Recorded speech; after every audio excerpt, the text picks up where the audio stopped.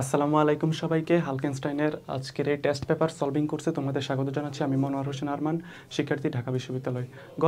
গত ক্লাসের ন্যায় আজকের ক্লাসে আমরা টেস্ট পেপার সলভিং ক্লাসের যে ক্লাসগুলো সেগুলো নিয়ে আমরা আলোচনা করব। আমরা গত ক্লাসে আলোচনা করেছিলাম উৎপাদন ব্যবস্থাপনা ও বিপণন প্রথম পত্রের প্রথম অধ্যায় উৎপাদন নিয়ে। আজকে আমরা আলোচনা করব দ্বিতীয় অধ্যায় উৎপাদনের উপকরণের যে সৃজনশীলগুলো সেগুলো নিয়ে আমরা আলোচনা করব।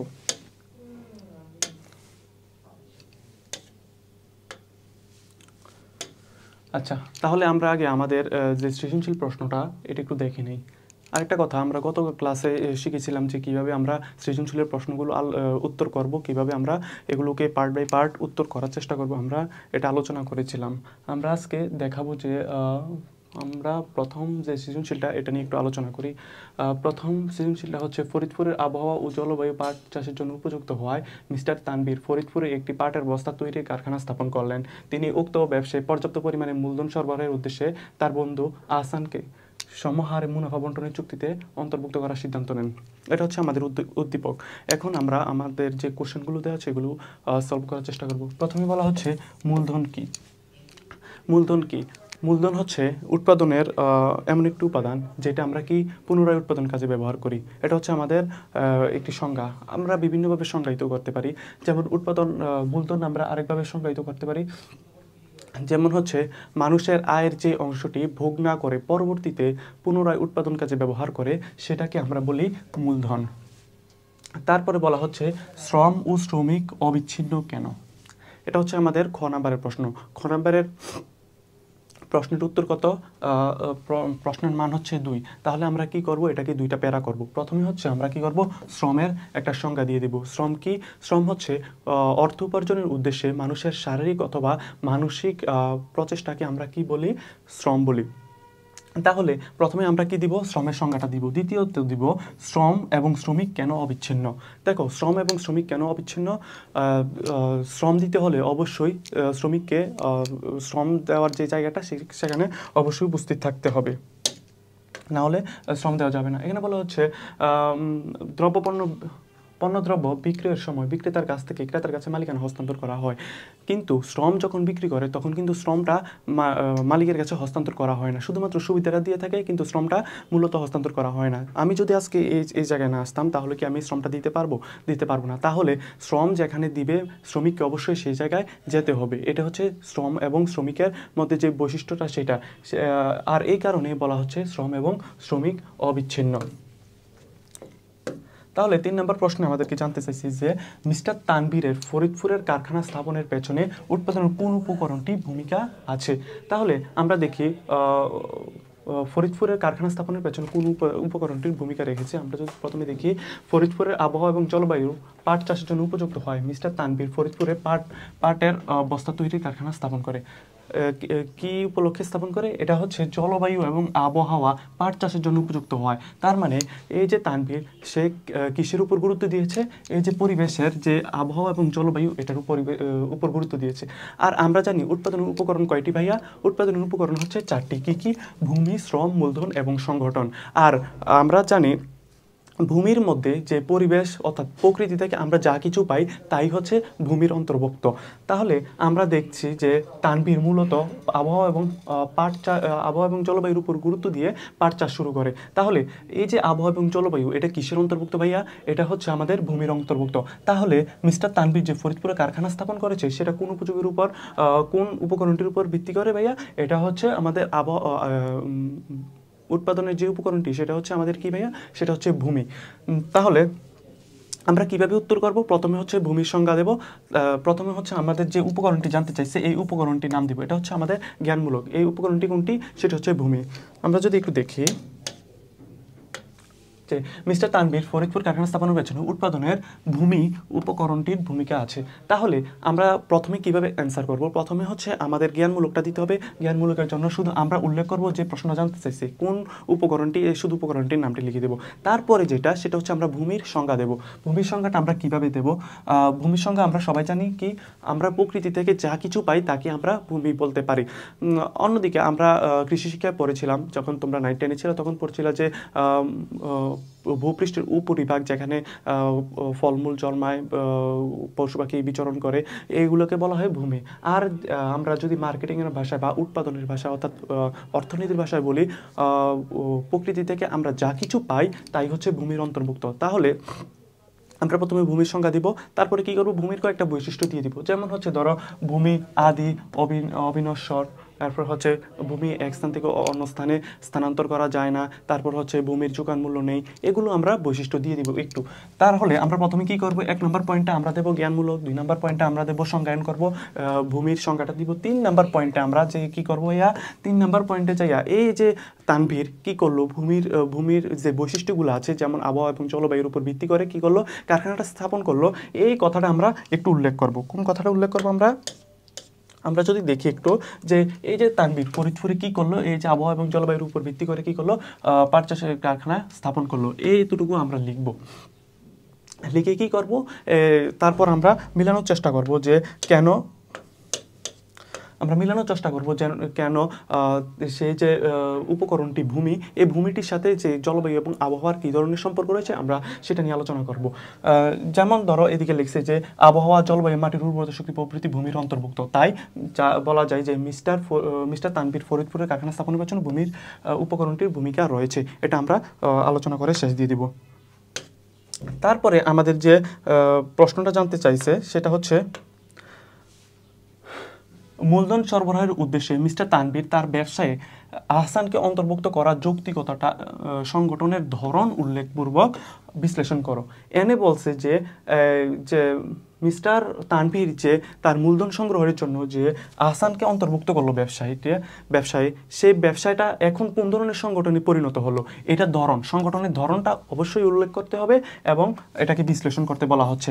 আচ্ছা, আমরা যদি দেখি প্রথম অংশ স্থাপন করলো, তারপর হচ্ছে তিনি উক্ত ব্যবসায় পর্যাপ্ত পরিমাণে মূলধন সরবরাহের উদ্দেশ্যে তার বন্ধু আহসানকে মুনাফা বন্টনের চুক্তিতে অন্তর্ভুক্ত করলো।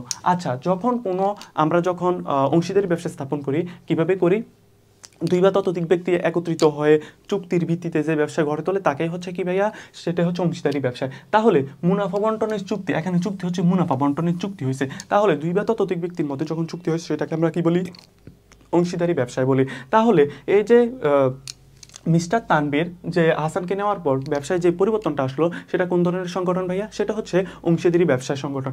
তাহলে আমরা কি করব, আমরা প্রথমে দেব যে প্রথম অংশটায় আমরা কি করব, প্রথমে আমরা বলবো যে মিস্টার তানভীর আহসানকে ব্যবসায় নেওয়ার পর যে সংগঠন হয়েছে সেটা হচ্ছে অংশীদারি ব্যবসা। মিস্টার তানভীর ব্যবসায় আহসানকে অন্তর্ভুক্ত করা, এটি অংশীদারি ব্যবসায় পরিণত হয়েছে। অবশ্যই অংশীদারি ব্যবসার নামটা উল্লেখ করতে হবে এবং অংশীদারির সাথে এটা তুলনা করতে হবে তোমাকে, এরপরে বিশ্লেষণ করতে হবে। দেখো, আমরা অংশীদারি ব্যবসায় এবং যৌক্তিকতা বলে আমি মনে করি, এটা আমরা প্রথম হচ্ছে জ্ঞানমূলকে দিলাম 1 নাম্বার। তারপরে 2 নাম্বারে আমরা কি করব, এই যে অংশীদারি ব্যবসাটা, এটা আমরা সংজ্ঞায়ন করব। অংশীদারি ব্যবসা ভাইয়া কি, অংশীদারি ব্যবসা হচ্ছে 2 বা ততোধিক ব্যক্তি স্বেচ্ছায় মিলিত হয়ে চুক্তির ভিত্তিতে যে ব্যবসা গড়ে তোলে তাকে কি বলা হয়, তাকে অংশীদারি ব্যবসা বলা হয়। এটাই আমরা লিখবো হচ্ছে 2 নাম্বার পয়েন্টে। তারপরে 3 নাম্বার পয়েন্টে আমরা কি করব, এই যে তানভীর আহসানকে যে অংশীদারি ব্যবসায় নিয়ে আসলো এই অংশটা আমরা উল্লেখ করব। কি করলো, আমরা ঠিক এখান থেকে এই জায়গা পর্যন্ত একটু লিখবো, সরাসরি নিয়ে আসবো উদ্দীপক থেকে। তারপর এটা হচ্ছে আমাদের 3 নাম্বার পয়েন্টের কাজ। তারপর 4 নাম্বার পয়েন্টে আমরা যে কাজটা করব সেটা হচ্ছে, সে যে আহসানকে তার ব্যবসায় অংশীদারি নিয়ে আসলো, এর ফলে কি কি উপকার হতে পারে সেটা আমরা মূল্যায়ন করব এবং এই যে আমি যুক্তিটা দিলাম এটা যাতে আমার যুক্তিতে আমি একমত থাকি এই বিষয়টা আমরা আলোচনা করব, বিশ্লেষণ করব। দেখো কিভাবে বিশ্লেষণ করব, অংশীদারি মিস্টার তানভীরের ব্যবসায় যখন মিস্টার আহসানকে অংশীদারি নিয়ে আসলো তাহলে কি হলো, পর্যাপ্ত নিজস্ব মূলধনের বাইরে একটা মূলধন পেল। তাহলে কি হলো, তাহলে যে মূলধনের ঘাটতি ছিল তার মূলধনের ঘাটতিটা পূরণ হলো। তাহলে তার ব্যবসা সম্প্রসারণ করতে সুবিধা হবে, তার নতুন নতুন প্রযুক্তি কিনতে সক্ষম হবে। তারপর তার যে ব্যবসা পরিচালনাটা তার জন্য সহজ হবে। এই যে মূলধনকে ব্যবসার চালিকা শক্তি বলা হয়, এই মূলধনের পর্যাপ্ত যোগান দেওয়ার জন্য কিসের প্রয়োজন? হয়তো ঋণ নিতে হবে, নয়তো অংশীদারি থেকে অংশীদার করে নিতে হবে। তাহলে যেহেতু তিনি তার বন্ধু আহসানকে ব্যবসায় অংশীদার করলো, তাহলে তার মূলধনের পর্যাপ্ত যোগান সম্ভব হলো। এতে করে ব্যবসায় সম্প্রসারণ এবং প্রযুক্তি আমদানি এবং প্রযুক্তি ব্যবহারের পর্যাপ্ত সুযোগ পাবে এবং ব্যবসা সম্প্রসারণ করতে সহযোগিতা হবে, এই বিষয়টি উল্লেখ করে। এবং শেষ মুহূর্তে আমরা সুতরাং তাই বলা যায় পরিশেষে এগুলো বলে আমরা কনক্লুশন দিয়ে দিব। ঠিক আছে, এটা হচ্ছে আমাদের কাজ।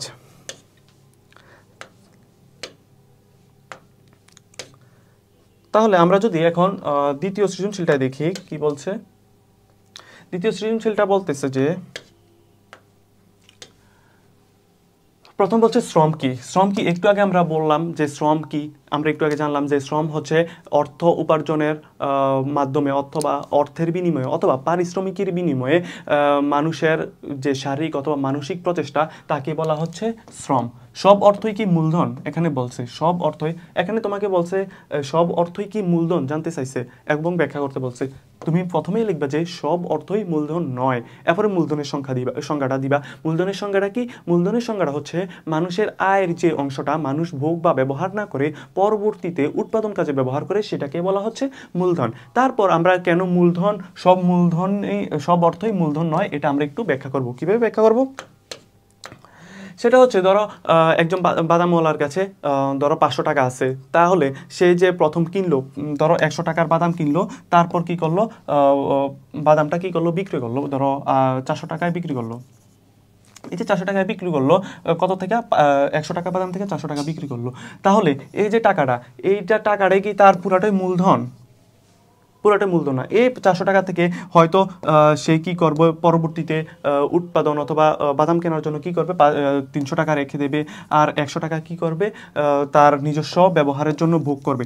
তাহলে আমরা দেখতে পাচ্ছি যে আয়টা করলো, মানুষের সকল আয়টাই কিন্তু মূলধন বলা যাবে না, অর্থাৎ সকল হাতে যত টাকা আছে তত টাকাই কিন্তু আমরা কি বলতে পারবো না, মূলধন বলতে পারবো না। এখানে বলছে যে মুনাফার উদ্দেশ্যে পুনরায় আমরা যে টাকাটা বিনিয়োগ করব সেটাকেই শুধুমাত্র আমরা কি করব, মূলধন বলতে পারবো। এখানে বলছে অর্থ উৎপাদনে ব্যবহৃত হয় বা মুনাফার উদ্দেশ্যে অন্য কাজে বিনিয়োগ করা হয়, কিন্তু কোনো উদ্দেশ্য অর্থ সঞ্চয় বা খরচ করলে সেটিকে মূলধন বলা যাবে না।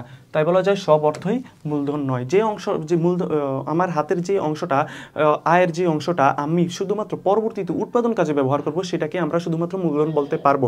আর যে অংশটা আমি নিজে ভোগ করব, ব্যবহার করব, অন্যকে দিয়ে দিব, সেই অংশটা কখনো মূলধন হতে পারে না। তাহলে আমরা সহজে বুঝতে পারলাম সকল অর্থই মূলধন নয়। তারপর আমরা যদি দেখি, আমরা তৃতীয় নাম্বার প্রশ্নে কি বলছে মিস্টার সেলিম উৎপাদনের কোন উপাদানকে গুরুত্ব দিয়ে গ্রামে ক্ষুদ্র ও কুটির শিল্প স্থাপন করেছেন। আচ্ছা, আমরা যদি দেখি তিনি কোন উৎপাদনের কোন উপকরণটাকে গুরুত্ব দিচ্ছেন। মিস্টার সেলিম রাজশাহী বিশ্ববিদ্যালয় থেকে পাশ করে একজন উচ্চ শিক্ষিত যুবক। তিনি সবসময় নিজ গ্রামের স্বল্প শিক্ষিত বেকার যুবকদের কথা ভেবেছেন। এই ভাবনার আলোকে স্বল্প শিক্ষিত যুবকদের নিয়ে নিজ গ্রামে ক্ষুদ্র কুটির শিল্প গড়ে তুলেছেন। আচ্ছা, এটা হচ্ছে আমাদের প্রথম অংশটা। আমরা যদি দেখি তিনি কার কথা চিন্তা করেছেন, এখানে হচ্ছে স্বল্প শিক্ষিত বেকার যুবকদের কথা মাথায় রেখেছেন। আচ্ছা, বেকার যুবকদের দ্বারা আমরা একটু গ্যাস করি যে এটা কি হতে পারে, উত্তরটা ভূমি হতে পারে নাকি মূলধন নাকি শ্রম নাকি সংগঠন, কোনটা হওয়ার সম্ভাবনা সবচেয়ে বেশি? এখানে হচ্ছে শ্রমটা হওয়ার সম্ভাবনা সবচেয়ে বেশি। কেন? এখানে হচ্ছে দেখো বেকার যুবকের মাধ্যমে কি হচ্ছে, তার যে শ্রমটা সেটা কিন্তু সে প্রপারলি কাজে লাগাতে পারছে না। তাহলে এই যে মিস্টার সেলিম কি করলো, এই যে বেকার যুবকের শ্রমটাকে কি কোথায় নিয়ে আসলো, ব্যবসায় নিয়ে আসলো, কুটির শিল্পে নিয়ে আসলো। এখন আমরা যদি বলি যে মিস্টার সেলিম উৎপাদনের কোন উপাদানকে গুরুত্ব দিয়েছে, এটা হচ্ছে শ্রমকে গুরুত্ব দিয়েছে। তাহলে আমরা কিভাবে উত্তর করবো ভাইয়া? এখন আমরা যে কাজটা করব সেটা হচ্ছে, প্রথম হচ্ছে যে তিনি কোন উপকরণটাকে গুরুত্ব দিয়েছে, প্রথমের আমরা যে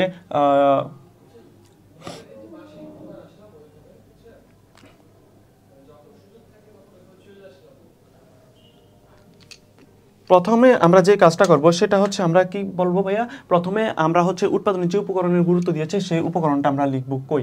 এটা শ্রমকে যে গুরুত্ব দিয়েছে সেই শ্রমের অংশটা আমরা প্রথমে লিখবো। এটা হচ্ছে জ্ঞানমূলক, এটার মান হচ্ছে 1। তারপরে হচ্ছে আমরা এই যে শ্রমের কি করবো, শ্রমের আমরা সংজ্ঞায়ন করব। শ্রম কাকে বলে? শ্রম বলতে আমরা কি বুঝি? শ্রম হচ্ছে মানুষ পারিশ্রমিকের বিনিময়ে তার শারীরিক অথবা মানসিক প্রচেষ্টাকে আমরা কি বলবো?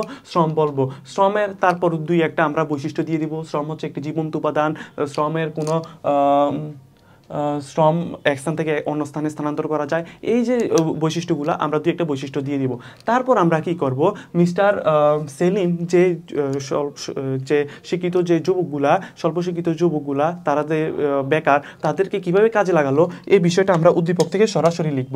তাহলে আমরা উদ্দীপক থেকে কোন অংশটা লিখব, এই মিস্টার সেলিম থেকে শুরু করে আমরা একেবারে এই কুটির শিল্প গড়ে তোলার পর্যন্ত আমরা এটা লিখে দেব, হুবহু লিখে নিব। তারপর আমরা যে অংশটা লিখব সেটা হচ্ছে তিনি যে বেকার যুবকদের কথা মাথায় রেখে ক্ষুদ্র এবং কুটির শিল্পটা স্থাপন করলেন। এর ফলে কি হবে ভাইয়া, এর ফলে এই যে বেকার যুবকরা তাদের যে অলস শ্রমটা সেটা আমরা কাজে লাগাতে পারবো। এর ফলে কি হবে, বেকার যুবকরা তাদের কর্মসংস্থানের সুযোগ পাবে। এর ফলে কি হবে, নতুন নতুন পণ্য উৎপাদনে সহায়তা করবে। তাহলে এই যে মিস্টার সেলিম সে কোন উৎপাদনের কোন উপকরণটাকে গুরুত্ব দিয়েছে, এই বেকার যুবকদের কথা গুরুত্ব দিয়েছে। আর বেকার যুবক হচ্ছে কোন উপাদানের অন্তর্ভুক্ত, এটা হচ্ছে শ্রমের অন্তর্ভুক্ত। তাহলে আমরা সহজে বলতে পারি যে তিনি শ্রম উপাদানটিকে গুরুত্ব দিয়েছেন। বোঝা গেল? তারপরে আমরা কি করব, পরবর্তী প্রশ্নে যাব।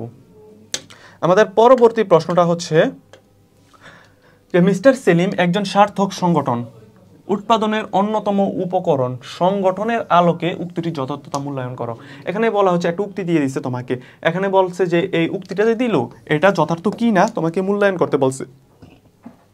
তারপরে যেটা বললো সেটা হচ্ছে অবশ্যই উৎপাদনের যে অন্যতম উপকরণ সংগঠন, সংগঠনের আলোকে তোমাকে মূল্যায়ন করতে বলছে বা যথার্থতা মূল্যায়ন করতে বলা হয়েছে। তাহলে আমরা কি করব, আমরা প্রথমে যে জ্ঞানমূলকে আমরা কি লিখবো হচ্ছে মিস্টার সেলিম একজন সার্থক সংগঠন, উৎপাদনের অন্যতম উপকরণ সংগঠনের আলোকে আমরা নিচে আলোচনা বা এর উক্তিটিতে আমি একমত বা উক্তিটি যথার্থ যা নিচে বর্ণনা করা হলো, আলোচনা করা হলো, এভাবে তুমি প্রথম জ্ঞানমূলকটা দিবা। দ্বিতীয়তে তুমি যে অংশটা লিখবা সেটা হচ্ছে সংগঠনে তুমি সংজ্ঞায় দিবা। সংগঠনের সংজ্ঞা কি, কোনো নির্দিষ্ট লক্ষ্য অর্জনের জন্য উৎপাদনের উপকরণগুলোকে সংগ্রহ করা এবং তা ব্যবহার করার প্রচেষ্টা বা প্রয়াসকে বলা হয় কি ভাইয়া, সংগঠন বলা হয়। আর যে সংগঠনের কাজগুলো যে সম্পাদন করে তাকে বলা হয় সংগঠক। আর মিস্টার যে সেলিম, তিনি যেহেতু উৎপাদনের কিছু কিছু উপকরণ সংগ্রহ করছে, উৎপাদনের যে উপকরণগুলোকে সংগ্রহ করছে, তারপর কি করলো, তা ব্যবহার উপযোগী করলো এবং তার লক্ষ্য অর্জনে এগিয়ে গেল, তাহলে তাকে কি বলতে পারি, আমরা সংগঠক বলতে পারি। তাহলে আমরা যদি প্রথম অংশে কি বলবো, আমরা প্রথম অংশে আমরা বলবো যে জ্ঞানমূলকটা দিব, দ্বিতীয় অংশে আমরা সংজ্ঞায়ন করব কিসের, সংগঠনের সংজ্ঞায়ন করব, তৃতীয় অংশে এই যে মিস্টার সেলিমের যে কার্যক্রমটা সেটা আমরা তুলে ধরব, হুবহু আমরা উদ্দীপক থেকে তুলে ধরব কিসের, মিস্টার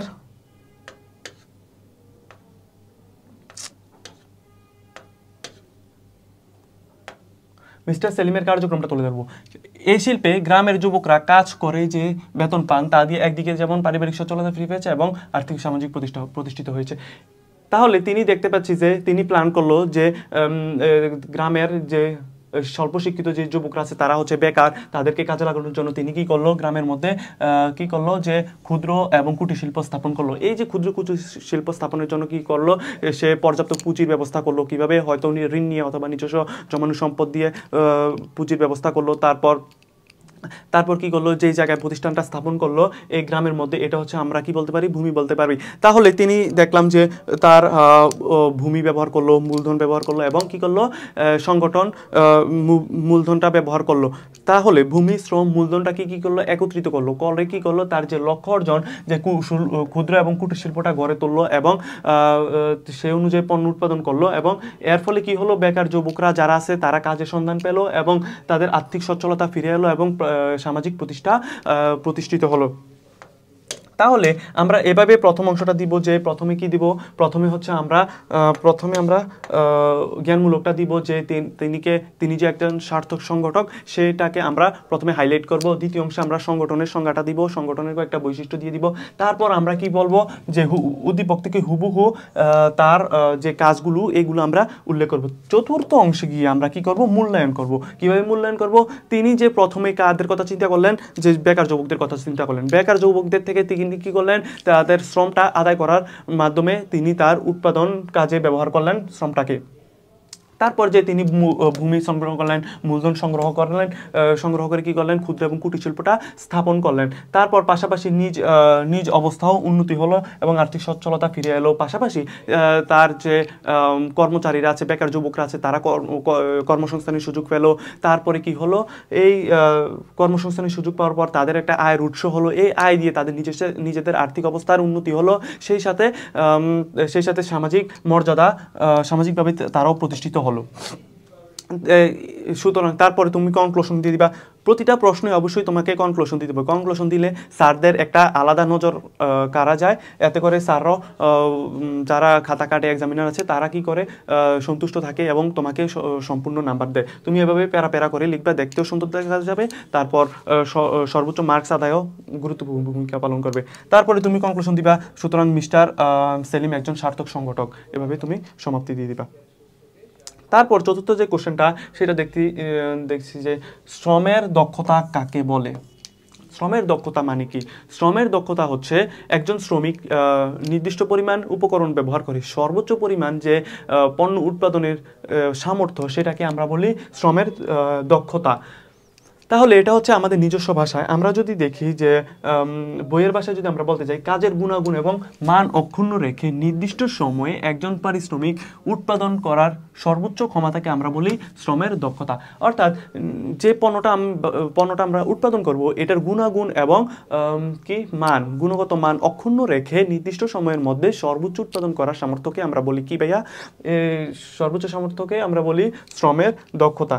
তারপর আমরা দেখি যে আমাদের খ নাম্বার জানতে চাইছে ভূমির উৎপাদন ব্যয় নেই কেন। আচ্ছা, ভূমি কি কখনো উৎপাদন করা সম্ভব? মানুষ কি ভূমি উৎপাদন করে? ভূমি বলতে আমরা কি বুঝি? ভূমি বলতে আমরা বুঝি প্রকৃতি থেকে আমরা যা কিছু পাই তাই হচ্ছে ভূমি। আর ভূমি হচ্ছে প্রকৃতির দান, এটা কোনো মানুষের সৃষ্টি করে না। তাহলে মানুষ যে জিনিসটা সৃষ্টি করে সেটার উৎপাদন ব্যয় আছে, কিন্তু আমরা যেটা প্রকৃতি থেকে পাই সেটার কোনো উৎপাদন ব্যয় নেই। তাই ভূমিও যেহেতু প্রকৃতির একটা অংশ, সেহেতু ভূমিরও কোনো উৎপাদন ব্যয় নেই। এভাবে আমরা লিখবো। তাহলে আমরা কিভাবে লিখবো? প্রথমে আমরা ভূমির সংখ্যা দেব, তারপরে আমরা কি করব, ভূমি যে উৎপাদন ব্যয় নেই এটা আমরা লিখবো। প্রথমে হচ্ছে ভূমির সংখ্যা দেবো, তারপর হচ্ছে ভূমি যে উৎপাদন ব্যয় নেই সেটা আমরা লিখবো। একটু আগে যে কথাটা বললাম ঠিক এভাবে তুমি লিখে দিতে পারো, 3-4 লাইন লিখলে এনাফ।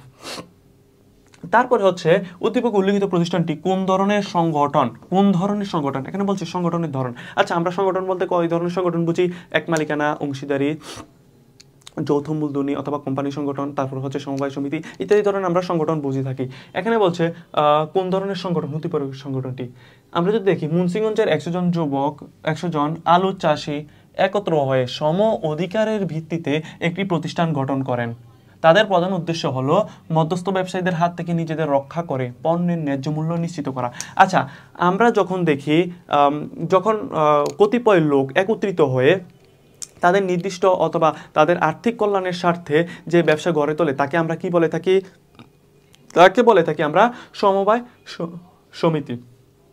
তাহলে দেখতে পাচ্ছি যে উদ্দীপকের সংগঠনটি কোন ধরনের সংগঠন হতে পারে, সেটি হচ্ছে সমবায় সমিতি হতে পারে। কিভাবে সমবায় সমিতি হতে পারে? দেখো, এখানে বলছে আমরা সমবায় সমিতির যদি সংখ্যাটা দেখি, সমবায় সমিতিতে কি বলছে? সমবায় সমিতি বলছে কতিপয় সমমনা, সমশ্রেণী অথবা সমপেশার মানুষ যখন স্বেচ্ছায় একত্রিত হয়ে তাদের অর্থনৈতিক উন্নয়নের স্বার্থে কোনো ব্যবসায় বা সমবায় আইনের আওতায় যে ব্যবসায় গড়ে তোলে তাকে বলি আমরা সমবায় সমিতি। এবার দেখি উদ্দীপকে যে মুন্সিগঞ্জের 100 জন আলু চাষি তারা কি সমপেশার না? তারা অবশ্যই সমপেশার। আবার বলছে সম অধিকারের ভিত্তিতে। সমবায় সমিতির যে একটা স্লোগান আছে, সম অধিকারের যে ব্যাপারটা, এটা সমবায় সমিতিতে আমরা লক্ষ্য করতে পারি। তারপর হচ্ছে তাদের মূল উদ্দেশ্য হচ্ছে মধ্যস্থ ব্যবসায়ীদের হাত থেকে নিজেদের রক্ষা করে ন্যায্য মূল্য নিশ্চিত করা। এটাই হচ্ছে সমবায় সমিতির মূল উদ্দেশ্য। তাহলে আমরা বলতে পারি যে উদ্দীপকের যে প্রতিষ্ঠানটি, এটা কোন ধরনের প্রতিষ্ঠান ভাইয়া? এটা হচ্ছে সমবায় সমিতি। তাহলে উদ্দীপকের আলু চাষিদের গঠন করা প্রতিষ্ঠানটি হচ্ছে সমবায় সংগঠন অথবা সমবায় সমিতি। সমবায় সংগঠন হচ্ছে কথা, সমবায় সমিতি একই কথা। তাহলে আমরা কি করব? প্রথমে হচ্ছে সমবায় সমিতি যে জ্ঞানমূলকটা দেব, যে উদ্দীপকের সংগঠনটি সমবায় সমিতি। তারপরে হচ্ছে আমরা কি করব? সমবায় সমিতির যে সংজ্ঞাটা সেটা দেব, সমবায় সমিতির সংজ্ঞাটা দেব। তারপর আমরা এখানে একটা দেখতে পাচ্ছি যে কমপক্ষে 20 জন। সমবায় সমিতির সর্বনিম্ন সদস্য হচ্ছে কমপক্ষে 20 জন। সর্বোচ্চ সদস্য আইনে কিছু বলা নেই, যত ইচ্ছা তত হতে পারে, তবে সর্বনিম্নটা বলা আছে কমপক্ষে 20 জন নিয়ে আমরা সমবায় সমিতিটা গঠন করতে পারি। আর এই যে 20 জন নিয়ে গঠন করলো, এটাই হচ্ছে প্রাথমিক সমবায় সমিতি। তারপরে আমরা কি করব, প্রথমত হচ্ছে আমরা লিখব জ্ঞানমূলক যে উদ্দীপকের সংগঠনটি হচ্ছে সমবায় সংগঠন। তারপরে কি বলবো, তারপরে হচ্ছে সমবায় সংগঠনের যে সংজ্ঞাটা এটা আমরা দিব। তারপরে আমরা যে কাজটা করব সেটা হচ্ছে এই যে উদ্দীপকে মুন্সিগঞ্জে যে 100 জন আলু চাষি কি করলো, ব্যবসাটা গঠন করলো, ঠিক এম থেকে শুরু করে আমরা এতটুকু পর্যন্ত হুবহু লিখে দিব। তারপরে আমরা ব্যাখ্যা করব যে কেন যে উদ্দীপকের প্রতিষ্ঠানটি আর সমবায় সমিতি বা সমবায় সংগঠনটি একই, আমরা এটা ব্যাখ্যা করব। কেন ব্যাখ্যা করব, যে এখন 100 জন আলু চাষি তার হচ্ছে সমবায় সমপেশার বা সমমনার সমশ্রেণীর মানুষ, তারা কি করলো, একত্রিত হয়ে স্বেচ্ছায় একত্রিত হয়ে কি করলো, তারা সম অধিকারের ভিত্তিতে যে ব্যবসাটা গড়ে তুললো। আর যে সমবায় সমিতিতে ঠিক একই কথা বলা হয়। সমবায় সমিতিতে কি বলা হয়, সমবায় সমিতিতে বলা হচ্ছে যে কতিপয় বা কিছু সমমনা অথবা সমশ্রেণীর মানুষ একত্রিত হবে স্বেচ্ছায়, তাহলে সম অধিকারের ভিত্তিতে তারা একটা ব্যবসা গঠন করবে। ব্যবসা গঠন করাটার উদ্দেশ্য হচ্ছে তাদের পারস্পরিক অর্থনৈতিক উন্নয়ন এবং মধ্যস্থ ব্যবসায়ীদের থেকে নিজেদেরকে রক্ষা করার জন্য কি করে, সমবায় সমিতিটা গঠন করে। ঠিক এটাই আমরা দেখতে পাচ্ছি উদ্দীপকের সাথে। তাহলে উদ্দীপকের যে ব্যবসাটি এটা মূলত সমবায় সংগঠন। এটা দিয়ে তুমি কি করবা, কনক্লুশন দিয়ে দিবা। তারপর কনক্লুশন দিবা, সুতরাং অথবা তাই বলা যায়, অথবা অতএব, অথবা পরিশেষে বলতে পারি, এগুলি লিখে বলবা আলু চাষিদের সংগঠন করা প্রতিষ্ঠানটি হচ্ছে সমবায় সংগঠন। এটাই হচ্ছে তোমার কাজ, ঠিক আছে। তারপরে আমরা যদি পরবর্তী কোশ্চেনটা দেখি, সেটা বলছে যে দারিদ্র্য বিমোচনে উদ্দীপকের উল্লেখিত সংগঠনটির ভূমিকা ব্যাখ্যা করো। দারিদ্র্য বিমোচনে সংগঠনটির ভূমিকা আমাদেরকে ব্যাখ্যা করতে বলছে। আচ্ছা, উদ্দীপকের সংগঠনটি কি? উদ্দীপকের সংগঠনটি হচ্ছে ভাইয়া, এটা হচ্ছে সমবায় সংগঠন। এটা কিভাবে মানুষদের দারিদ্র্য বিমোচন করে থাকে। আচ্ছা, তাহলে আমরা কি করব, আমরা প্রথমে লিখব দারিদ্র্য বিমোচনে উদ্দীপকের সংগঠনটি, অর্থাৎ উদ্দীপকের যে সংগঠনটিটা কি, সমবায় সংগঠনটির গুরুত্ব অপরিসীম, নিচে তা বিশ্লেষণ করা হলো, এভাবে লিখবা। তারপর আবার সমবায় সংগঠনের কি করবা, সমবায় সংগঠনে তুমি সংজ্ঞায়ন করবা, সমবায় সংগঠনে তুমি কি করবা, সংজ্ঞায়ন করবা। তারপরে কি করবা, এই যে মুন্সিগঞ্জের আলু চাষিরা কিভাবে সংগঠনটি গড়ে তুললো সেটা আবার ব্যাখ্যা করবা। তারপর এখান থেকে লিখবা,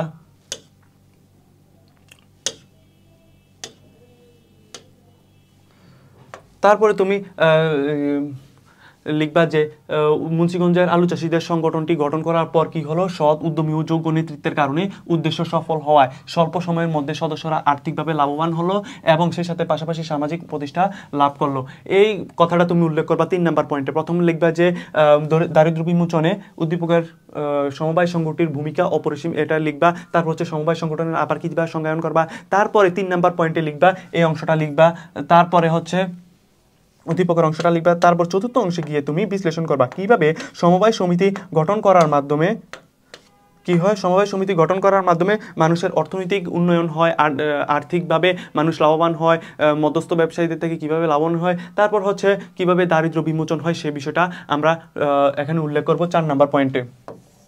4 নাম্বার পয়েন্টে কিভাবে উল্লেখ করব, 4 নাম্বার পয়েন্টে প্রথমে লিখব 100 জন চাষি যখন, আলু চাষি যখন সমবায় সমিতি সম অধিকারের ভিত্তিতে সমবায় সমিতিটি গঠন করলো, এর ফলে কি হলো, তাদের একটা সংগঠন হলো। এই সংগঠনের মাধ্যমে তারা সরাসরি পাইকারের কাছে তাদের আলুটা পৌঁছে দিতে পারলো। মাঝখানে কোনো ধরনের মধ্যস্থ ব্যবসায়ীরা মধ্যস্থ ব্যবসায়ীদের ভোগের হাত থেকে তারা কি করলো, নিজেদেরকে রক্ষা করলো। যখন তারা তাদের আলুটাকে ডিলারের কাছে বিক্রি করলো, তখন তারা যে মূল্যটা পেত এর চেয়ে বেশি মূল্য পায় যখন তারা সরাসরি পাইকারের কাছে গিয়ে নিজস্ব পরিবহনের মাধ্যমে পাইকারের কাছে গিয়ে বেশি পরিমাণে আলু বিক্রি করে, তখন তারা অধিক পরিমাণে মুনাফা পায়, অধিক পরিমাণে লাভের একটা মুনাফা পায়। মুনাফার অংশটা তারা কি করে, নিজেদের মধ্যে বন্টন করে। আবার মুনাফার একটা অংশ তারা জমিয়ে রাখে তাদের নিজস্ব যে যন্ত্রপাতিগুলো আছে কৃষিকাজে ব্যবহারের জন্য, এই যন্ত্রপাতি ক্রয়ের জন্য 15%, কত পার্সেন্ট সঞ্চয় করে, 15% সঞ্চয় করে। 3% আবার কি করে, উন্নয়ন কাজের জন্য সঞ্চয় করে রাখে।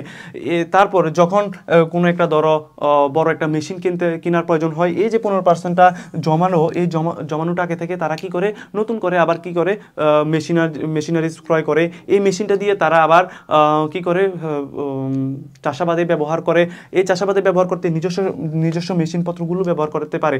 কিন্তু এই মেশিন যদি তাদের না থাকতো, তাহলে কি হতো, তারা ভাড়ায় আনতে হতো। এতে করে এই যে মেশিনের কস্টটা আবার খরচ হতো। তাহলে সব মিলিয়ে কি হচ্ছে ভাইয়া, সব মিলিয়ে তাদের নিজস্ব সংগঠনটি করার পর মধ্যস্থতা থেকে রক্ষা পাচ্ছে, তারপর ন্যায্য মূল্যে আলু বিক্রি করতে পারছে, আলুর সর্বোচ্চ মূল্য পাচ্ছে, তারপর যে সংরক্ষিত মূলধন থেকে তারা কি করছে, নতুন নতুন মেশিনারিজ ক্রয় করার মাধ্যমে তাদের উৎপাদন ক্ষেত্রে আরও বেশি অগ্রসর হচ্ছে। এতে করে তাদের নিজস্ব মূলধন বাড়ছে, নিজস্ব আয় বাড়ছে, উৎপাদনশীলতা বৃদ্ধি পাচ্ছে, এতে করে তাদের অর্থনৈতিক উন্নয়ন হচ্ছে, দারিদ্রতা বিমোচন হচ্ছে, সামাজিকভাবে প্রতিষ্ঠা লাভ করতে সক্ষম হচ্ছে। এগুলো তুমি লিখবা। তারপর লিখবা হচ্ছে তাই মনে করি দারিদ্র বিমোচনে সমবায় সংগঠনটির ভূমিকা অনেক বেশি। তাহলে আমি যে কথাগুলো বললাম পুরো কথাগুলো তোমাকে না লিখলেও চলবে, তুমি এমন একটা পরিমাণে লিখবে যাতে ধরো এই তিনটা অংশ লেখার পর যাতে মোটামুটি একটা ব্যাখ্যা করা যায়, বিশ্লেষণ করা যায়, এমন অংশ নিয়ে তুমি মোটামুটি একটু লিখে দিবা, তাহলে 4-4 অথবা 4-3 নিশ্চিত পাবা। তারপরে যে অংশ সৃজনশীলটা সেটা হচ্ছে প্রথমে আমরা বলছি রূপগত উপযোগ কাকে বলে। রূপগত উপযোগ কাকে বলে ভাইয়া, এটা তো আমরা গত ক্লাসে জেনেছিলাম। কোনো পণ্যের আকার আকৃতি বা বৈশিষ্ট্য পরিবর্তনের মাধ্যমে যে রূপের পরিবর্তন করা হয়, এর ফলে যে উপযোগ সৃষ্টি হয় তাকে বলে আমরা রূপগত উপযোগ। রূপগত উপযোগ কিভাবে সৃষ্টি হয়? রূপগত উপযোগ সৃষ্টি হয় হচ্ছে উৎপাদনের মাধ্যমে। তারপরে বলা হচ্ছে যে উৎপাদনশীলতা কি কারণে বৃদ্ধি পায়? উৎপাদনশীলতা কি কারণে বৃদ্ধি পায়? উৎপাদন দক্ষতা বৃদ্ধি পেলে মূলত কি বৃদ্ধি পায়? উৎপাদনশীলতা বৃদ্ধি পায়। তাহলে প্রথমে লিখব উৎপাদন দক্ষতা বৃদ্ধি পেলে উৎপাদনশীলতা বৃদ্ধি পায়। প্রথম যে তুমি লিখবা, প্রথমে সংজ্ঞাটা দিবা না, এখানে লিখবে উৎপাদন দক্ষতা বাড়লে উৎপাদনশীলতা বাড়ে, এটা লিখবে তুমি 1 নাম্বার পয়েন্টে। তারপর 2 নাম্বার পয়েন্টে তুমি উৎপাদনশীলতার সংজ্ঞাটা দিবে। উৎপাদনশীলতা কি? উৎপাদনশীলতা মানে কি? উৎপাদনশীলতা মানে হচ্ছে নির্দিষ্ট পরিমাণ উপকরণ ব্যবহার করে সর্বোচ্চ পরিমাণ উৎপাদন করার সামর্থ্যকে কি বলা হয়? উৎপাদনশীলতা বলা হয়। তুমি এটা লিখবা। তারপর বলবা যে উৎপাদন দক্ষতা কিভাবে বৃদ্ধি পায়? কর্মীদের প্রশিক্ষণের মাধ্যমে, কর্মীদের দক্ষতা, কর্মীদের মানসম্মত কার্য পরিবেশ ইত্যাদির মাধ্যমে কর্মীদের দক্ষতা বৃদ্ধি পায়। দক্ষতা বৃদ্ধি পেলে কি হয়? স্বল্প পরিমাণ কাঁচামাল ব্যবহার করে, অর্থাৎ নির্দিষ্ট পরিমাণ কাঁচামাল ব্যবহার করে নির্দিষ্ট সময়ের মধ্যে পণ্যের গুণগত মান রক্ষা করে সর্বোচ্চ পরিমাণ পণ্য উৎপাদন করতে সামর্থ্য হয়। আর এই যে সামর্থ্য, সেটাকে বলা হয় আমাদের মূলত কি, সেটাকে বলা হয় উৎপাদনশীলতা। আর যে নির্দিষ্ট উৎপাদনশীলতা কিভাবে বৃদ্ধি পায়? মানুষের সাথে যখন কর্মীদের, ঊর্ধ্বতন কর্মকর্তার সাথে শ্রমিক কর্মীদের কি থাকে, সুসম্পর্ক থাকে, কাজের যখন উন্নত পরিবেশ থাকে, মানসম্মত যখন উৎপাদন প্রক্রিয়া থাকে, প্রভৃতি কারণে মূলত কি বাড়ে ভাইয়া? প্রভৃতি কারণে মূলত উৎপাদনশীলতা বৃদ্ধি পায়। এগুলো আমরা লিখব। তারপরে হচ্ছে আমাদের গ নম্বরে যে প্রশ্নটা জানতে চাইছে সেটা হচ্ছে উদ্দীপকের নারায়ণ বসাকের কাজটি কোন শ্রম বিভাগের অন্তর্গত? নারায়ণ বসাক কি কাজটি করতেছে আমরা একটু দেখে আসি। বাংলাদেশ লোক ও কারুশিল্প ফাউন্ডেশন কর্তৃক সোনারগাঁয়ে প্রতি বছর জানুয়ারিতে লোক ও কারুশিল্প মেলার আয়োজন করে। এই মেলায় উপলক্ষে বাঁশ ও বেতের তৈরি আসবাবপত্র, হাত পাখা, শোপিস ও খেলনার চাহিদা বাড়ায়। নারায়ণ বসাক নিজ বাড়িতে উক্ত দ্রব্যাদি তৈরি এবং বিক্রয় করেন। তাহলে নারায়ণ বসাক কি করতেছে আমরা একটু দেখে।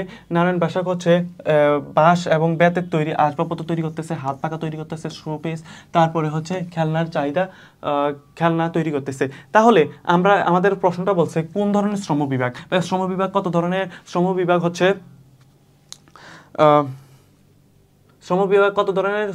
হচ্ছে পেশাগত বা সরল শ্রম বিভাগ হচ্ছে পেশাগত বা সরল, তারপর হচ্ছে জটিল, তারপর হচ্ছে ভাইয়া কি আঞ্চলিক। এই তিনটা হচ্ছে আমাদের শ্রম বিভাগ। পেশাগত শ্রম বিভাগের আরেক নাম হচ্ছে সরল শ্রম বিভাগ, তারপর হচ্ছে জটিল শ্রম বিভাগ, তারপর হচ্ছে আঞ্চলিক শ্রম বিভাগ। তাহলে আমরা যদি বুঝি, মানে কোনো ব্যক্তি যদি একাই বিভিন্ন পেশার সাথে জড়িত থাকে তাকে বলা হয় পেশাগত বা সরল শ্রম বিভাগ। আর জটিল শ্রম বিভাগ মানে কি? জটিল শ্রম বিভাগ মানে হচ্ছে উৎপাদন কার্যে বিভিন্ন অংশ যখন বিভিন্ন ব্যক্তির উপর ন্যস্ত থাকে তখন তাকে আমরা বলি জটিল শ্রম বিভাগ। তাহলে নারায়ণ বসাক যে কাজটা করতেছে, তিনি বাঁশ দিয়ে একই সাথে আসবাবপত্র তৈরি করতেছে, হালখাতা তৈরি করতেছে, শোপিস তৈরি করতেছে, আবার খেলনা তৈরি করতেছে। এই যে তৈরিগুলো করতেছে সেগুলো কি আসলে কোন ধরনের শ্রম বিভাগের মধ্যে পড়ে? এটা হচ্ছে পেশাগত শ্রম বিভাগ আমরা বলতে পারি। আমরা যদি দেখি নারায়ণ বসাক কি করতেছে, নারায়ণ বসাকের কাজটি হচ্ছে সরল শ্রমবিভাগ অথবা পেশাগত। তুমি যদি সরল শ্রমবিভাগ লিখো অথবা পেশাগত শ্রমবিভাগ লিখো, দুটোটা মূলত একই কথা। তাহলে আমরা প্রথমে জ্ঞানমূলকে কি দেবো, তার যে শ্রমবিভাগটা এটার কথা উল্লেখ করবো। দ্বিতীয় অংশে আমরা কি করব, এই যে সরল শ্রমবিভাগ বা পেশাগত শ্রমবিভাগ কাকে বলে, এই কাকে বলেটা আমরা উল্লেখ করব। আবার কয়েকটা চাইলে উদাহরণও দিয়ে দিতে পারো। তারপর 3 নাম্বার অংশে তিনি কি কি কাজ করতেছে তার কাজটাকে আমরা নিয়ে আসব।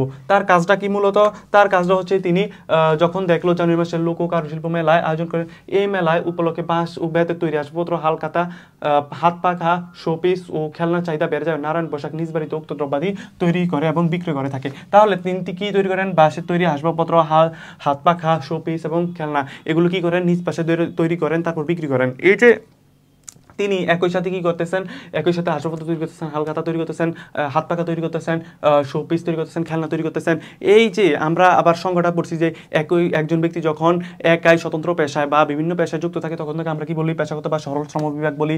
তাহলে মিস্টার যে নারায়ণ বসাকের কাজটিও কোন শ্রমবিভাগের অন্তর্ভুক্ত ভাইয়া, এটা হচ্ছে পেশাগত বা সরল শ্রমবিভাগের অন্তর্ভুক্ত। তাহলে এটা হচ্ছে আমাদের কাজ। তাহলে 3 নাম্বার পয়েন্টে আমরা কি দিব, আমরা সংজ্ঞা কনক্লুশন দিয়ে দিব। 3 নাম্বার পয়েন্টে আমরা কি বলবো, লাস্টে দিয়ে আমরা কি করব, সংজ্ঞায়ন সমাপ্তি দিব বা কনক্লুশন দিব যে সুতরাং অথবা তাই বলা যায় বা পরিসমাপ্তিতে বলতে পারি যে নারায়ণ বসাকের কাজটি সরল শ্রম বিভাগের অন্তর্ভুক্ত অথবা পেশাগত শ্রম বিভাগের অন্তর্ভুক্ত। তাহলে আমরা এখন 4 নাম্বার প্রশ্নটা দেখি যে উদ্দীপকে দুটি শ্রম বিভাগ থাকলেও একটি অন্যটি থেকে ভিন্ন। আচ্ছা, আমরা তো প্রথমটা দেখলাম, এটা হচ্ছে সরল বা পেশাগত শ্রম বিভাগ। 4 নাম্বার পয়েন্টে কি বলছে আমরা একটু দেখি। অন্যদিকে আবেদ টেক্সটাইল মিলস লিমিটেডের বিভিন্ন উৎস থেকে তুলা সংগ্রহ করে বিভিন্ন ধরনের কাপড় তৈরি করেন, বিভিন্ন উৎস থেকে তুলা সংগ্রহ করে। তাহলে ভাইয়া তার কাজ কোনটা, কোন ধরনের শ্রমবিভাগ হতে পারে, এটা হচ্ছে জটিল শ্রমবিভাগ। তাহলে নারায়ণ বসাকের যে প্রথম কাজটা এটা হচ্ছে কোন ধরনের, এটা হচ্ছে সরল শ্রমবিভাগ। আর যে মিস্টার আবেদ যে কাজটা করছেন এটা হচ্ছে জটিল শ্রমবিভাগ। কেন জটিল শ্রমবিভাগ, যে শ্রমবিভাগে মূলত বিভিন্ন পেশার মানুষ উৎপাদন কার্যগুলো বিভিন্ন জনের উপর ন্যস্ত করা হয়, তাকে বলি আমরা জটিল শ্রমবিভাগ। জটিল শ্রমবিভাগের দুটি অংশ রয়েছে, একটা হচ্ছে কি, একটা হলো সম্পূর্ণ প্রস্তুতকৃত, আরেকটা হচ্ছে আধা সম্পূর্ণ বা অর্ধ সম্পূর্ণ বা অসম্পূর্ণ প্রস্তুতকৃত পণ্য, এটাকে বলি আমরা জটিল শ্রমবিভাগ। তাহলে আমরা যদি চতুর্থ অংশটা দেখে প্রথমে আমরা কি দিব, প্রথমে আমরা দেব উদ্দীপক। প্রশ্ন থেকে আমরা প্রথমে লিখব যে উদ্দীপকে উল্লেখিত দুটি শ্রম বিভাগ এক থাকলেও একটি অন্যটি থেকে ভিন্ন, উক্তিটির সাথে আমি একমত। এখানে তোমার মতামত জানতে চাইছে, উক্তিটির সাথে তুমি কি দিবা, একমত দিবা। অবশ্যই একমত দিবা। কেন দিবা, কারণ হচ্ছে একটা হচ্ছে সরল শ্রমবিভাগ, যে মিস্টার নারায়ণ যেটা করতেছে এটা হচ্ছে সরল শ্রমবিভাগ, আর মিস্টার আবেদ যেটা করতেছে এটা হচ্ছে জটিল শ্রমবিভাগ। তাহলে একটা আরেকটা থেকে আলাদা। তাহলে আমরা এটাই প্রথমে লিখব। তারপর আমরা যে কাজটা করবো এটা হচ্ছে দুইটা যে শ্রমবিভাগ আছে, সরল শ্রমবিভাগ এবং জটিল শ্রমবিভাগ, এই দুইটা শ্রমবিভাগের আমরা সংজ্ঞায়ন করব। সরল শ্রমবিভাগ বলতে কি বোঝায়, কোনো ব্যক্তি যদি একাই বিভিন্ন স্বতন্ত্র পেশায় নিজেকে নিয়োজিত রাখে তখন তাকে আমরা কি বলি, এটাকে সরল শ্রমবিভাগ। তারপর আমরা যেটা বলবো, অন্যদিকে পণ্য উৎপাদনে বিভিন্ন কাজ যখন বিভিন্ন লোকের উপর অর্পণ করা হয় সেটাকে আমরা কি বলবো, সেটাকে আমরা বলবো জটিল শ্রমবিভাগ। তাহলে প্রথম অংশে কি করব, আমরা জ্ঞানমূলকটা দিব যে তুমি এটার সাথে একমত, তারপরে তুমি দুটোটা শ্রমবিভাগের সংজ্ঞায়ন করবা। তারপর তুমি যে কাজটা করবা, এই নারায়ণ বসাকের কাজটা এবং মিস্টার আবেদের কাজটা তুমি কি করবা, এখানে নিয়ে আসবা। তোমার কাজ এতটুকুই। 3 নাম্বার পয়েন্টে তুমি এই কাজটাই করবা যে উদ্দীপক থেকে সরাসরি নিয়ে আসবা যে মিস্টার আবেদে কি কাজ করতেছে, তার শ্রমবিভাগটা কি, এটা হুবহু লিখে নিয়ে আসবা। তারপরে হচ্ছে মিস্টার নারায়ণ যে কাজটা করতেছে তার সেটা কোন ধরনের শ্রমবিভাগ সেটাও নিয়ে আসবা।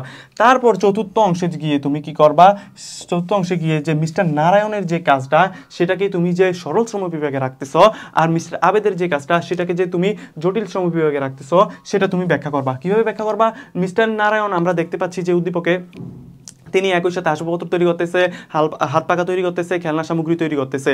তাহলে আমরা যদি সরল শ্রমবিভাগ সংজ্ঞা দেখি, একই ব্যক্তি যখন বিভিন্ন স্বতন্ত্র পেশায় যুক্ত থাকে তখন আমরা তাকে কি বলি, সরল শ্রমবিভাগ। সুতরাং মিস্টার নারায়ণের কাজটি হচ্ছে সরল শ্রমবিভাগের অন্তর্ভুক্ত।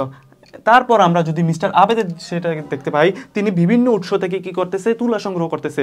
আর আমরা জানি যে উৎপাদনের যে কাজটা বিভিন্ন লোকের উপর অর্পণ করা হয় সেটাই হচ্ছে মূলত জটিল শ্রম বিভাগ। তাহলে মিস্টার আবেদের কাজটা মূলত জটিল শ্রম বিভাগ। এরপরে লাস্টে দিয়ে তুমি কি করবা, সংজ্ঞায়ন করে দিবা। সুতরাং উক্ত দুটি কাজ, দুটি শ্রমবিভাগ একটি অন্যটি থেকে আলাদা। এই যে আমি একটু আগে যে কথাগুলো বললাম, তুমি এখানে একটু সংক্ষেপ করে লিখবা।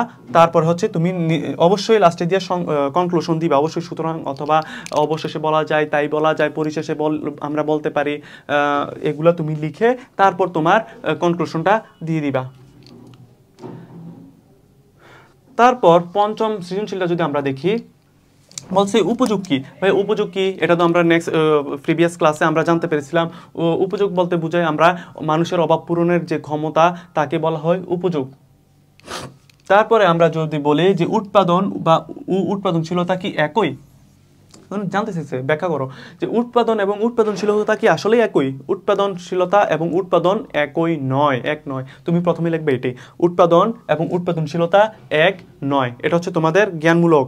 তারপর অনুধাবনমূলকে তুমি দুটোটার সংজ্ঞা দিবা, উৎপাদন কি আর উৎপাদনশীলতা কি। উৎপাদন বলতে তুমি কি বুঝো, উৎপাদন মানে হচ্ছে কোনো কিছু তৈরি করা, সৃষ্টি করা বা উদ্ভাবন করা যার অভাব পূরণের ক্ষমতা রয়েছে। তারপরে উৎপাদনশীলতা কি, কোনো নির্দিষ্ট পরিমাণ উপকরণ ব্যবহার করে সর্বোচ্চ পরিমাণ পণ্য উৎপাদন করার সামর্থ্যকে কি বলা হয়, উৎপাদনশীলতা বলা হয়। তাহলে প্রথম অংশে তুমি কি দিবা, প্রথম অংশে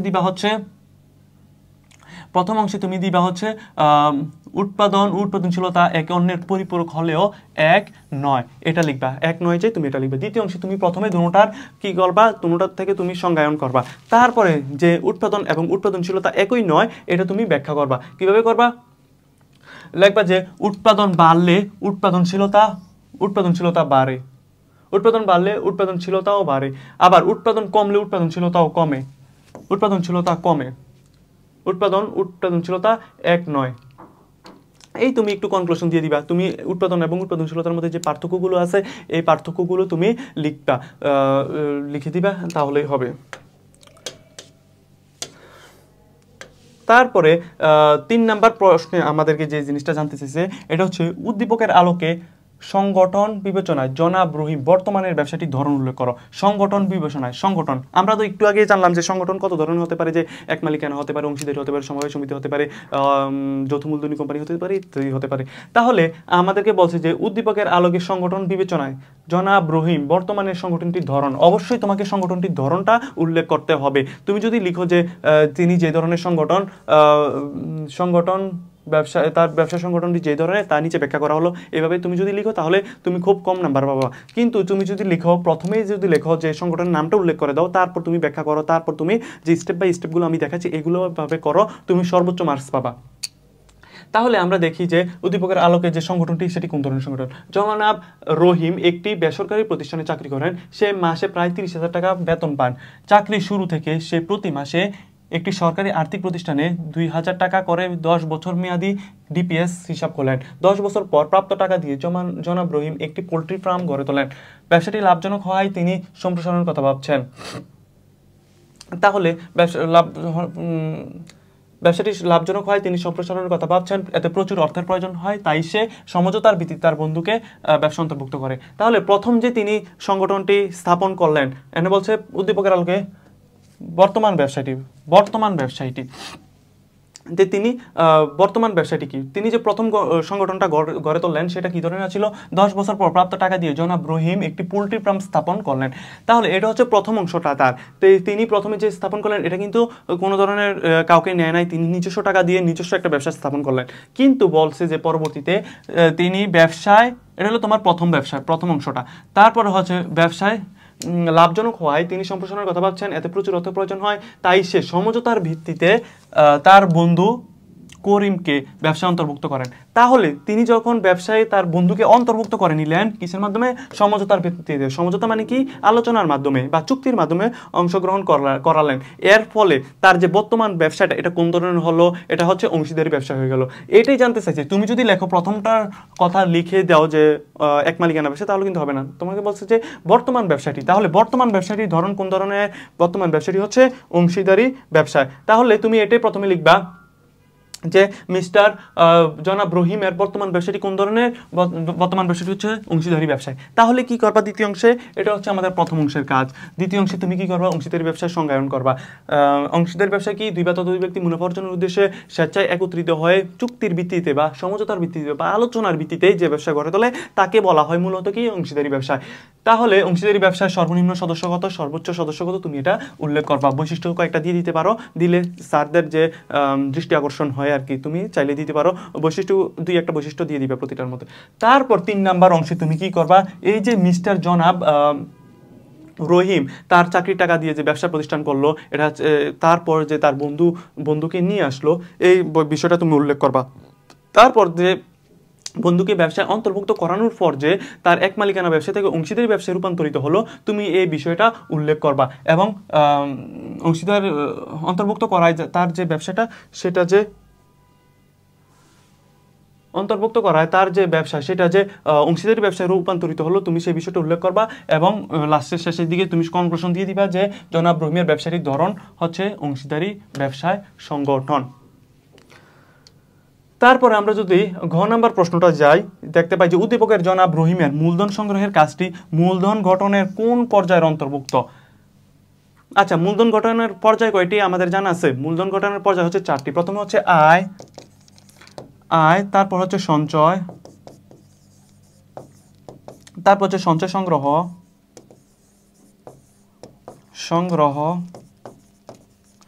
তারপর হচ্ছে বিনিয়োগ। আচ্ছা, এখন আমরা জানি এই 4টা 1 2 3 4, এই 4টা হচ্ছে আমাদের মূলত কি মূলধন সংগঠনের পর্যায়, মূলধন গঠনের পর্যায়। তাহলে বলছে যে উদ্দীপকের জনাব রহিমের মূলধন সংগ্রহের কাজটি মূলধন গঠনের কোন পর্যায়ের অন্তর্ভুক্ত। মূলধন গঠনের পর্যায় হচ্ছে 4টি। তাহলে আমরা যদি দেখি, তিনি কি করলেন, চাকরি শুরু থেকে প্রতি মাসে একটি ডিপিএস হিসাব খোলেন। 10 বছর পর প্রাপ্ত টাকা দিয়ে জনাব রহিম একটি পোল্ট্রি ফার্ম স্থাপন করলেন। তাহলে আমরা দেখতেছি যে তিনি প্রথমে আয় করছেন, যে 30,000 টাকা আয় পাচ্ছে, তারপর কি করছে, সঞ্চয় করছে, যে সঞ্চয় করলো, তারপর সঞ্চয়টা সংগ্রহ করলে কিন্তু পোল্ট্রি ফার্ম স্থাপন করলেন। সংগ্রহ করার পর কি করলেন, বিনিয়োগ করলেন, অর্থাৎ যে তার সঞ্চিত অর্থটা এটা কি করলেন, মূলধনে রূপান্তরিত করলেন। এটাই বলছে যে আমাদের কাজ। তাহলে তার কোন অংশ, যে সর্বশেষ অংশটা, সেটা হচ্ছে বিনিয়োগ, তুমি লিখতে পারো। আবার তুমি যদি চাও যে তার সঞ্চিত অর্থ থেকে মূলধনে রূপান্তর, সেটা লিখলেও তোমার হয়ে যাবে। তাহলে এখানে লিখছে যে জনাব রহিম মূলধন সংগ্রহের কাজটি মূলধনের আর্থিক সঞ্চয়কে মূলধনে রূপান্তর পর্যায়ের অন্তর্ভুক্ত। তাহলে আমরা যে প্রথম কি লিখব, জ্ঞানমূলকের অংশটা লিখবো 1 নম্বরে। তারপর 2 নম্বরে কি লিখবো, 2 নম্বর অংশে আমরা যেটা লিখবো যে মূলধন গঠনের যে পর্যায়গুলো আছে এগুলো লিখবো। প্রথম কি আয়, তারপরে হচ্ছে সঞ্চয় সংগ্রহ, তারপর হচ্ছে বিনিয়োগের আরেকটা নাম তুমি দিতে পারো সঞ্চিত অর্থকে মূলধনে রূপান্তর। তারপর যে জনাব রহিম যে কাজটা করলো, কিভাবে মূলধনটাকে সংগ্রহ করলো, যে তিনি মাসে এত হাজার টাকা বেতন পান, তারপর 10 বছর মেয়াদি একটা ডিপিএস করলেন, ডিপিএস এ প্রতি মাসে 2,000 টাকা করে জমা রাখেন। তারপর যে তিনি কি করলেন, তার সঞ্চিত অর্থটাকে সংগ্রহ করে তিনি পোল্ট্রি ফার্ম স্থাপন করলেন, অর্থাৎ সঞ্চিত অর্থকে মূলধনে রূপান্তর করলেন। তারপর তুমি কি করবা, এটা হচ্ছে তোমার উদ্দীপক থেকে সরাসরি নিয়ে আসা।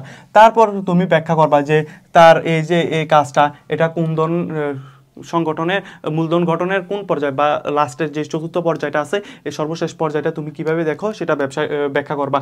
ব্যক্তিগত সঞ্চয়কে বিনিয়োগে মূলধনে রূপান্তর করা গেলে তাকে মূলধন গঠনের প্রক্রিয়াটি সম্পূর্ণ হয়। তুমি এভাবে লিখবা, আয় বা সঞ্চয় বিনিয়োগের না করলে এটিকে মূলধন বলা যায় না। উদ্দীপক জনাব রহিম তার ডিপিএস সঞ্চিত অর্থ বিনিয়োগ করেন, এর ফলে মূলধন গঠিত হয়েছে এবং সুতরাং তাই, অথবা পরিশেষে বলা যায় যে তিনি মূলধন গঠনের আর্থিক সঞ্চয়কে মূলধনে রূপান্তর, অথবা তুমি এটার জায়গায় লিখতে পারো বিনিয়োগে রূপান্তর করলেন, এভাবেও তুমি লিখতে পারো। তারপর যেটা আমাদের সৃজনশীল, সেটা হচ্ছে বলছে শিল্প বিপ্লব যুগ কাকে বলা হয়। শিল্প বিপ্লব যুগ বলতে আমরা কি বুঝি, অষ্টাদশ শতাব্দীর শেষের দিকে বা 19বিংশ শতাব্দীর শুরুর দিকে ইংল্যান্ডে উৎপাদন খাতে যন্ত্রপাতির আগমনের ফলে উৎপাদন শিল্পে যে বৈপ্লবিক পরিবর্তন হয়, সেটাকে আমরা বলি শিল্প বিপ্লব যুগ। এটা কত সালে, 1750 থেকে 1750 থেকে 1850 সাল, অর্থাৎ অষ্টাদশ শতাব্দীর শুরুর দিকে এবং 19বিংশ শতাব্দীর অষ্টাদশ শতাব্দীর শুরুর দিকে এবং ঊনবিংশ শতাব্দীর শেষের দিকে যে অংশটা সেটাকে আমরা বলতে পারি কি উৎপাদন যুগ। তাহলে উৎপাদন যুগ কি? উৎপাদন ব্যবস্থায় আমূল পরিবর্তন হওয়ায় 1750 সাল থেকে 1850 সাল পর্যন্ত সময়কে শিল্প বিপ্লবের যুগ বলা হয়। এভাবেও লিখতে পারো, অথবা তুমি যদি লিখতে চাও যে অষ্টাদশ শতাব্দীর শুরুর দিকে এবং ঊনবিংশ শতাব্দীর শেষের দিকে উৎপাদন খাতে যে বৈপ্লবিক পরিবর্তন হয় তাকে আমরা মূলত কি বলি? কি উৎপাদন অথবা শিল্প বিপ্লবের যুগ বলে থাকি। তারপর যে অংশটা সেটা বলছে যে উৎপাদন ব্যবস্থাপনা ক্রেতাকেন্দ্রিক কেন? আচ্ছা, উৎপাদন ব্যবস্থাপনা কেন ক্রেতাকেন্দ্রিক? ক্রেতাকেন্দ্রিক বলতে বোঝায় ক্রেতাদের প্রয়োজন, চাহিদা, অভাব অনুযায়ী পণ্য উৎপাদন করাকে আমরা ক্রেতাকেন্দ্রিকতা বলি। তাহলে উৎপাদন ব্যবস্থাপনা কি আগে আমরা সংজ্ঞায়ন করব। তাহলে উৎপাদন ব্যবস্থাপনা কেন ক্রেতাকেন্দ্রিক সে বিষয়টা আমরা ব্যাখ্যা করব। উৎপাদন ব্যবস্থাপনা কি? কোনো পণ্য উৎপাদন করার জন্য পরিকল্পনা, তারপরে উপকরণাদি সংগ্রহণ, তারপরে কি করা, কর্মী সংস্থান, নির্দেশনা, প্রেষণ, সমন্বয়, নিয়ন্ত্রণ সংক্রান্ত কাজকে উৎপাদন ব্যবস্থাপনা বলা হয়। অর্থাৎ উৎপাদন সংক্রান্ত ব্যবস্থাপনাকে আমরা বলি উৎপাদন ব্যবস্থাপনা। এটা তুমি সংজ্ঞায়ন করবা প্রথম অংশে। দ্বিতীয় অংশে গিয়ে কি করবা? সাধারণত উৎপাদনের ক্ষেত্রে কি করা হয়? ক্রেতাদের পছন্দ, তাদের অভাব, তাদের চাহিদা অনুযায়ী পণ্য উৎপাদন করা হয়। যেহেতু ক্রেতাকে এখানে প্রাধান্য দেওয়া হচ্ছে উৎপাদন ক্ষেত্রে, তাহলে উৎপাদন ব্যবস্থাপনাকে আমরা ক্রেতাকেন্দ্রিক বলতে পারি। তুমি এই বিষয়টাই তুমি এখানে উল্লেখ করবা যে ক্রেতাদের প্রয়োজন, চাহিদা অনুযায়ী প্রত্যেক ক্রেতার চাহিদা এবং প্রয়োজনে ভিন্নতা দেখা যায়। ক্রেতাদের চাহিদা এবং প্রয়োজনের ভিন্নতাকে বিবেচনা করে উৎপাদন ও বিপণন কর্মকাণ্ড পরিচালিত হয়, ক্রেতা সন্তুষ্টি অর্জন সম্ভব। তাই বলা যায় বর্তমান উৎপাদন ব্যবস্থাকে ক্রেতাকেন্দ্রিকতা বলা হয়। তুমি এটা লিখে দিতে পারো। তারপর যে তৃতীয় অংশটা আমাদেরকে বলছে কাদের কোন ধরনের শ্রমের গতিশীলতা সৃষ্টি করেছে। কাদের কোন ধরনের শ্রমের গতিশীলতা সৃষ্টি করেছেন আমরা একটু দেখি। জনাব কাদের গাজীপুরে আচ্ছা, আমরা যদি আগে দেখি শ্রমের গতিশীলতা কয় ধরনের। একটা হচ্ছে পেশাগত,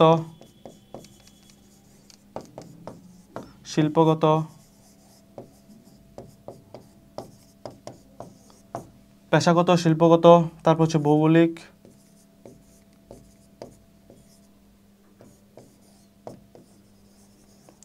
তারপরে হচ্ছে স্তরগত। এই চার ধরনের আমাদের হচ্ছে শ্রমের গতিশীলতা রয়েছে। পেশাগত শ্রমের গতিশীলতা, শিল্পগত শ্রমের গতিশীলতা, ভৌগোলিক শ্রমের গতিশীলতা, আর একটা হচ্ছে স্তরগত শ্রমের গতিশীলতা। এই চারটার মধ্যে কোনটা পড়ছে আমরা একটু দেখে নেই। কাদের গাজীপুর ভেলভেট ফ্যাশন কারখানায় কর্মরত একজন শ্রমিক মালিক তার কাজে সন্তুষ্ট হয়ে সুপারভাইজার পদে পদোন্নতি দেন। তাহলে আমরা দেখতে পাচ্ছি স্তরগত যে গতিশীলতা রয়েছে সেখানে আমরা কি দেখতে পাচ্ছি? কোনো প্রতিষ্ঠানের একটা স্তর থেকে, অর্থাৎ একটা পদ থেকে যখন উপরের পদ বা পরবর্তী পদে পদোন্নতি পায় সেটাকে আমরা বলি স্তরগত শ্রমের গতিশীলতা। এখানে প্রথমে তুমি এটাই দিবা যে উদ্দীপকের কাদের স্তরগত শ্রমের গতিশীলতা সৃষ্টি করেছেন। এটা তুমি প্রথম অংশে দিবা যে স্তরগত শ্রমের গতিশীলতা সৃষ্টি হয়েছে। তারপরে তুমি স্তরগত শ্রমের গতিশীলতা কাকে বলে সেটা তুমি লিখবা। তারপর যে অংশটা তৃতীয় অংশে তুমি কি লিখবা? তৃতীয় অংশে তুমি লিখবা হচ্ছে কাদের যে উদ্দীপকের অংশটা, তুমি এটা উদ্দীপকের অংশটা সরাসরি নিয়ে আসবা যে কাদের গাজীপুর ভেলভেট ফ্যাশন কারখানায় কর্মরত একজন শ্রমিক মালিক তার কাজে সন্তুষ্ট হয়ে সুপারভাইজার পদ থেকে পদে পদোন্নতি দেন। এই যে এক পদ থেকে যখন অন্য পদে পদোন্নতি দেয় একই প্রতিষ্ঠানে, তখন আমরা সেটাকে বলি স্তরগত শ্রমের গতিশীলতা। সুতরাং আমরা যে দেখতে পাচ্ছি কাদেরের ক্ষেত্রে যে শ্রমের গতিশীলতা সৃষ্টি হয়েছে সেটাও মূলত কোন ধরনের শ্রমের গতিশীলতা? সেটা হচ্ছে স্তরগত শ্রমের গতিশীলতা। তাহলে আমরা যদি চতুর্থ অংশে দেখি উদ্দীপকে উল্লিখিত সমস্যা সমাধানে করণীয়। উদ্দীপকে কি ধরনের সমস্যা হয়েছে আমরা যদি একটু দেখি, সেটা হচ্ছে প্রতিষ্ঠানটিতে উন্নত মানের পণ্য সামগ্রী উৎপাদিত হওয়ায় বিদেশ থেকে পণ্যের চাহিদা ব্যাপকভাবে বাড়ে। এই কারণে তিনি ব্যবসার সম্প্রসারণে আগ্রহী, কিন্তু বর্তমানে প্রতিষ্ঠানটি মজুরি বাড়ানোর দাবিতে শ্রমিক অসন্তোষ দেখা দিয়েছে। এখন হচ্ছে শ্রমিক অসন্তোষ দেখা দিয়েছে। তাহলে এই শ্রমিক অসন্তোষ দেখা দিয়েছে, এখন আমাদের কি ধরনের সমাধান করতে হবে? আমাদেরকে হচ্ছে উদ্দীপক উল্লিখিত সমস্যার সমাধানে করণীয়। আমাদেরকে হচ্ছে যে একটা সমস্যা দেখা দিচ্ছে এটা হচ্ছে শ্রমিক অসন্তোষ। এই অসন্তোষ সমাধানে আমরা কি করতে পারি এটা আমাদেরকে মতামত দিতে বলা হয়েছে। তাহলে আমরা কি করব? আমরা বলবো শ্রমিকদের সাথে আলোচনার মাধ্যমে বিষয়টি সমাধান করার চেষ্টা করা যেতে পারে। এখানে বলছে যে মালিক শ্রমিক পক্ষের সমঝোতা বা আলোচনা, মালিক এবং শ্রমিক পক্ষের যে সমঝোতা বা আলোচনা, এটার মাধ্যমে আমরা কি করতে পারি, সমাধান করার চেষ্টা করার জন্য আমরা কি দিব, পরামর্শ দেব। তাহলে প্রথম অংশে আমরা কি দিব, যে আমরা কি ধরনের সমাধান হতে পারে এই সমাধানের বিষয়টা আমরা উল্লেখ করব, মালিক ও শ্রমিক পক্ষের সমঝোতা। তারপর যে অংশটা সেটা আমরা দ্বিতীয় অংশে আমরা এই যে আমরা বললাম যে মালিক এবং শ্রমিক পক্ষের সমঝোতাটা কিভাবে হয় সেটা আমরা লিখব। যেমন কোনো যদি মতের মতানৈক্য হয় বা ধরো একজন একক মত থাকে, তাহলে মূলত তাদেরকে সমঝোতায় নিয়ে আসতে হয়। এইভাবে কি হয়, তাদের যে আপকামিং যে সমস্যাটা আছে, সামনে যে সমস্যাগুলো হবে, এই সমস্যা থেকে উত্তরণের আমরা উপায় পেয়ে থাকি। তাহলে এই উপায় পাওয়ার জন্য কি করতে হবে, মালিক এবং শ্রমিক পক্ষের মধ্যে যে সমঝোতা বা আলোচনাটা আছে এই আলোচনাটা করতে হবে। দ্বিতীয় অংশে আমরা লিখবো। তৃতীয় অংশে আমরা যে অংশটা লিখবো, এই যে প্রতিষ্ঠানে যে সমস্যাটা দেখা দিয়েছে এই সমস্যাটা আমরা কি করব, উল্লেখ করব, সমস্যাটার কথা উল্লেখ করব। উদ্দীপক থেকে আমরা হুবহু নিয়ে আসবো, এখান থেকে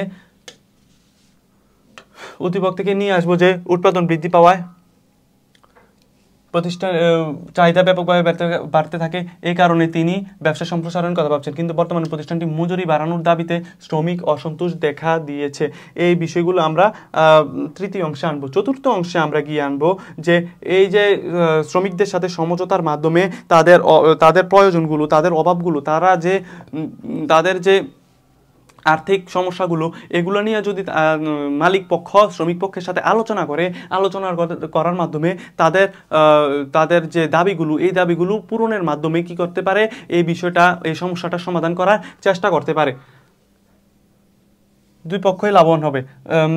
যুক্তি এবং বাস্তবতা বিবেচনা করে এমন একটি মজুরি কাঠামো তৈরি করা যেন দুজনের লাভবান হয়, এমন একটা পদ্ধতি স্থাপন করে বাস্তবধর্মী দাবি মেনে নেওয়া এবং অনৈতিক দাবি পরিহার করে মজুরি নির্ধারণ করতে হবে। আর সমঝোতা ছাড়া এগুলো সম্ভব নয়।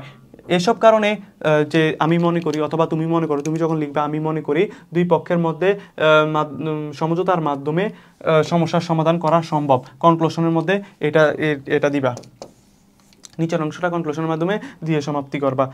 প্রথম অংশ তোমাদের হচ্ছে যে প্রশ্নটা বোঝা, কি বলছে, যে প্রশ্নটা কোত্থেকে করতেছে এই প্রশ্নটা বোঝা, তারপর হচ্ছে উদ্দীপকটা ভালোভাবে পড়া এবং প্রশ্নটা বোঝা। যদি তুমি প্রশ্নটা বুঝে যাও তাহলে বাকি প্রশ্নগুলোর উত্তর খুব ইজিলি দিতে পারবা।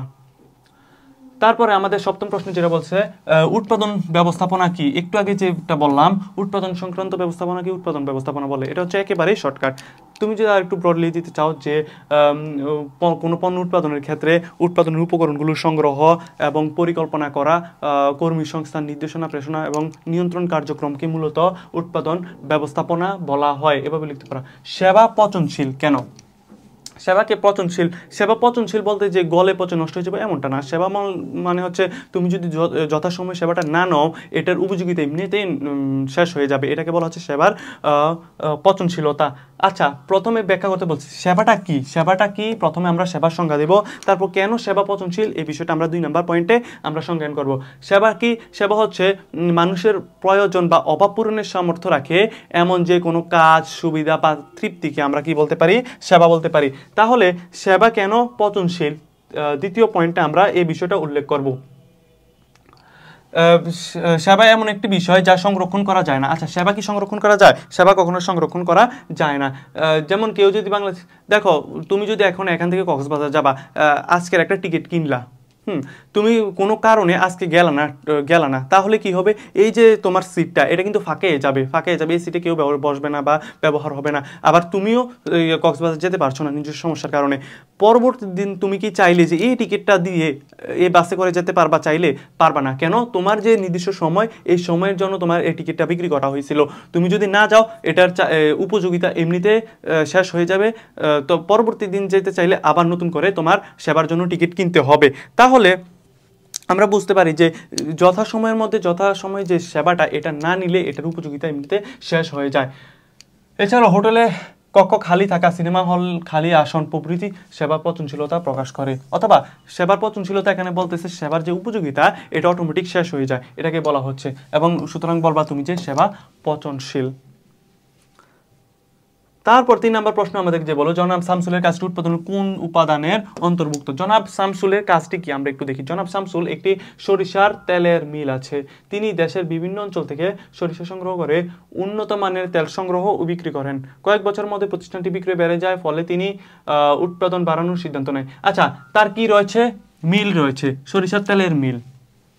তাহলে আমরা বুঝি যে উৎপাদনের, দেখো তার সরিষার তেলের মিল রয়েছে, তিনি দেশের বিভিন্ন স্থান থেকে সরিষা সংগ্রহ করে উন্নত মানের তেল উৎপাদন এবং বিক্রি করে। কয়েক বছরের মধ্যে প্রতিষ্ঠান বেড়ে যায়, তিনি উৎপাদন বাড়ানোর সিদ্ধান্ত নেন। তিনি আবার সিদ্ধান্ত নিতেছেন, তিনি ব্যাংক ঋণ নিয়ে উচ্চ ক্ষমতা সম্পন্ন মেশিন কেনেন এবং কয়েকজন শ্রমিক নিয়োগ দেন। তাহলে আমরা যদি দেখি জনাব শামসুল কি কাজটি করতেছে, তিনি একদিকে যেমন ব্যবসায় প্রতিষ্ঠানটা অর্থাৎ মিল ফ্যাক্টরিটা এটা স্থাপন করলেন, তারপর দেশের বিভিন্ন অঞ্চল থেকে কি করলেন, উন্নত মানের তেল সরিষা সংগ্রহ করে তেল উৎপাদন করলেন। তারপরে আবার দেখা যাচ্ছে উৎপাদন বেড়ে যাওয়ায় মূলধনের যোগান দিলেন। মূলধন কিভাবে? ঋণ নিয়ে মূলধনের যোগান দিলেন। তারপর আবার শ্রমিক নিয়োগ দিলেন অর্থাৎ শ্রম নিয়োগ দিলেন। এই যে কাজগুলো, এগুলো আমরা দেখতেছি যে একদিকে ভূমি, একদিকে শ্রম, একদিকে মূলধন, সবগুলোই তিনি সংগ্রহ করতেছেন। তাহলে আমরা এটা কোন ধরনের উপকরণ বলতে পারি? এটা হচ্ছে সংগঠন। ভূমি, শ্রম এবং মূলধন এই তিনটেই একত্রিত করে যে কাজটা করে তার নাম হচ্ছে সংগঠন। সংগঠন কি করে? প্রতিষ্ঠানের উৎপাদন বৃদ্ধির লক্ষ্যে মূলধনও সংগ্রহ করে, ভূমিও সংগ্রহ করে, যন্ত্রপাতি বা শ্রমও সংগ্রহ করে। এগুলা সবগুলোই হচ্ছে সংগঠনের অন্তর্ভুক্ত। তাহলে মিস্টার জনাব শামসুল যে কাজটি করতেছেন এটি মূলত কোন উপাদানের অন্তর্ভুক্ত ভাইয়া? এটা হচ্ছে উৎপাদনের সংগঠনের অন্তর্ভুক্ত। তাহলে আমরা প্রথমে কি দিব? প্রথমে যে জ্ঞানমূলকটা দিব যে জনাব শামসুলের কাছে উৎপাদনের সংগঠনের অন্তর্ভুক্ত, এটা প্রথমে লিখবো। তারপর 2 নম্বরে লিখবো সংগঠন এর অন্তর্ভুক্ত। তারপর 2 নম্বরে সংগঠন কি তার আমরা সংজ্ঞায়ন করব। 3 নম্বরে গিয়ে তিনি যে কাজগুলো করতেছেন, তিনি যে মিল ফ্যাক্টরিটা স্থাপন করলেন, তারপরে যে দেশের বিভিন্ন জায়গা থেকে সরিষা সংগ্রহ করে নিয়ে আসতেছেন, সরিষা উৎপাদন করতেছেন, তারপর কি করতেছেন, মূলধন উৎপাদন বেড়ে যাওয়ায় মূলধন নিয়ে আসলেন, মূলধন সংগ্রহ করলেন, শ্রমের যোগান দিলেন। এই যে সবগুলো কাজ যে করে তাকে বলা হয় সংগঠক। আর এই সংগঠকের কাজ হচ্ছে এগুলো, আর এটাকে আমরা বলি, এই কাজের সমষ্টিকে বলি আমরা সংগঠন। তাহলে জনাব মিস্টার শামসুলের কাজটি কি? কিসের উপাদান? সংগঠন উপাদানের অন্তর্ভুক্ত। তারপরে চতুর্থ অংশটা যদি আমরা দেখি, অতিপক্ষে জনাব শামসুল ব্যাংক ঋণ গ্রহণ কতটা যৌক্তিক? তার যে উৎপাদন বেড়ে গেল, এই উৎপাদন বাড়ার ফলে তিনি যে ব্যাংক উন্নত মানের মেশিন সংগ্রহের জন্য যে ব্যাংক লোন নিলেন এবং শ্রমিক নিয়োগ দেওয়ার জন্য যে ঋণ করলেন, এই যে ঋণ করার জন্য এই ঋণটা কতটা যৌক্তিক বলে তুমি মনে করো? তোমার মতামত দেওয়ার জন্য বলছে। তাহলে আমরা কি বলতে পারি যে উদ্দীপকে জনাব শামসুলের ব্যাংক ঋণ গ্রহণের যৌক্তিকতা রয়েছে, এটা আমরা প্রথমে দিতে পারি। আমরা এটা দিতে পারি যে জনাব শামসুল ব্যাংক থেকে ঋণ নেওয়া প্রতিষ্ঠানের মূলধন এবং শ্রম বাড়ান, যা সম্পূর্ণ যৌক্তিক। তুমি এই যৌক্তিকতাটাই তুমি উল্লেখ করবা, এটা যে যৌক্তিক এই যৌক্তিকতাটা উল্লেখ করবা। তারপর হচ্ছে মূলধনের সংজ্ঞাটা দিবা এবং মূলধনের সংজ্ঞাটা দিবা, কিভাবে মূলধন বৃদ্ধি পায়, উৎপাদন বাড়লে কিভাবে মূলধন বাড়ে, এটা তুমি সংজ্ঞায়ন করবা। তারপর 3 নম্বর অংশে তুমি যেটা করবা, 3 নম্বর অংশে গিয়ে তুমি উদ্দীপক থেকে সরাসরি নিয়ে আসবা তার সমস্যাগুলো, তার যে শামসুল যে প্রতিষ্ঠানটা আছে সেটাই যে উৎপাদন বৃদ্ধি পাওয়ার পর যে সে সিদ্ধান্ত নিল যে কি করবে, উন্নত মানের মেশিন সংগ্রহ করবে। এই উন্নত মানের মেশিন সংগ্রহ করার জন্য যে মূলধন প্রয়োজন, তাহলে তার কি করতে হবে? উৎপাদন বৃদ্ধির জন্য মেশিন কিনতে হবে। মেশিনটা কেনার জন্য কি প্রয়োজন? টাকার প্রয়োজন। এই টাকাটা সে কোথায় পাবে? সেই টাকাটা পাওয়ার জন্য তার মূলধনের কোথাও না কোথাও থেকে যোগান দিতে হবে। মূলধনের উৎস দুইটি, একটি হচ্ছে তোমার ঋণ করতে হবে অথবা নিজস্ব মূলধন দিতে হবে, নিজস্ব তহবিল অথবা হচ্ছে ঋণ। তাহলে নিজস্ব তহবিল যেহেতু নাই, তাহলে তিনি কি করবে? তিনি কি উৎপাদন বাড়ানো বন্ধ করে দিবে, নাকি নতুনভাবে ঋণ নেওয়ার চেষ্টা করবে? অবশ্যই ঋণ নিয়ে তার উৎপাদন বৃদ্ধি করবে। তাহলে তুমি এটাই লিখবা যে যেহেতু তার উৎপাদন বৃদ্ধি পেয়েছে, উৎপাদনের জন্য নতুন মেশিন কিনতে হবে, এই নতুন মেশিন কেনার জন্য মূলধনের প্রয়োজন। আর মূলধনের উৎস যেহেতু দুইটি, একটি হচ্ছে নিজস্ব অর্থায়ন আর একটি হচ্ছে ঋণ গ্রহণ। যেহেতু নিজস্ব অর্থায়নের স্বল্পতা রয়েছে, তাহলে ঋণ গ্রহণের যৌক্তিকতা এখানে বেশি, এবং তুমি শেষ মুহূর্তে তুমি কি দিবা, কনক্লুশন দিয়ে দিবা। তাই প্রতিষ্ঠানটি বেশি পরিমাণে পণ্য বিক্রয় এবং মুনাফা অর্জন করতে পারবে, এভাবে প্রতিষ্ঠানটি তার কার্যক্রম আরও সম্প্রসারিত করতে পারবে। তাই বলা যায় জনাব শামসুলের ব্যাংক ঋণ নেওয়া সিদ্ধান্তটি যথার্থ বলে আমি মনে করি। এভাবে তুমি কনক্লুশন দিয়ে দিবা। তারপরে 8 নম্বরে যেটা আছে, মিস্টার সংগঠন কাকে বলে। প্রথমে বলছে যে সংগঠন কি, সংগঠন কাকে বলে। সংগঠন মানে হচ্ছে উৎপাদনের উপকরণগুলোর সংগ্রহ এবং তা কোনো নির্দিষ্ট লক্ষ্য অর্জনের জন্য উৎপাদনের উপকরণগুলোর সংগ্রহ এবং তা কাজে লাগানোর প্রয়াসকে মূলত বলা হয় সংগঠন বলা হয়। এনে কিভাবে লিখছে যে উৎপাদনের উদ্দেশ্যে ভূমি, শ্রম, মূলধনের আনুপাতিক সংগ্রহ, সংযোজন এবং উৎপাদন বিনিয়োগ করার উদ্যোগ বা প্রচেষ্টাকে মূলত বলা হয় সংগঠন।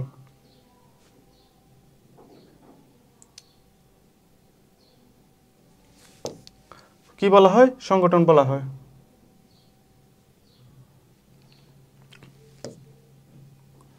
সংগঠন বলা হয়। তাহলে শ্রম পচনশীল, একটু যে আগে আমরা বললাম সেবা কেন পচনশীল, সেবা আর শ্রমের মধ্যে অনেকটাই মিল রয়েছে। তাহলে আমরা কীভাবে বলতে পারি সেবা যেমন পচনশীল ঠিক তেমনই শ্রম পচনশীল। প্রথমে কি বলবো, শ্রমের সংজ্ঞায়ন করব। শ্রম কি, শ্রম হচ্ছে অর্থ উপার্জনের লক্ষ্যে মানুষের শারীরিক বা মানসিক প্রচেষ্টাকে আমরা বলি শ্রম।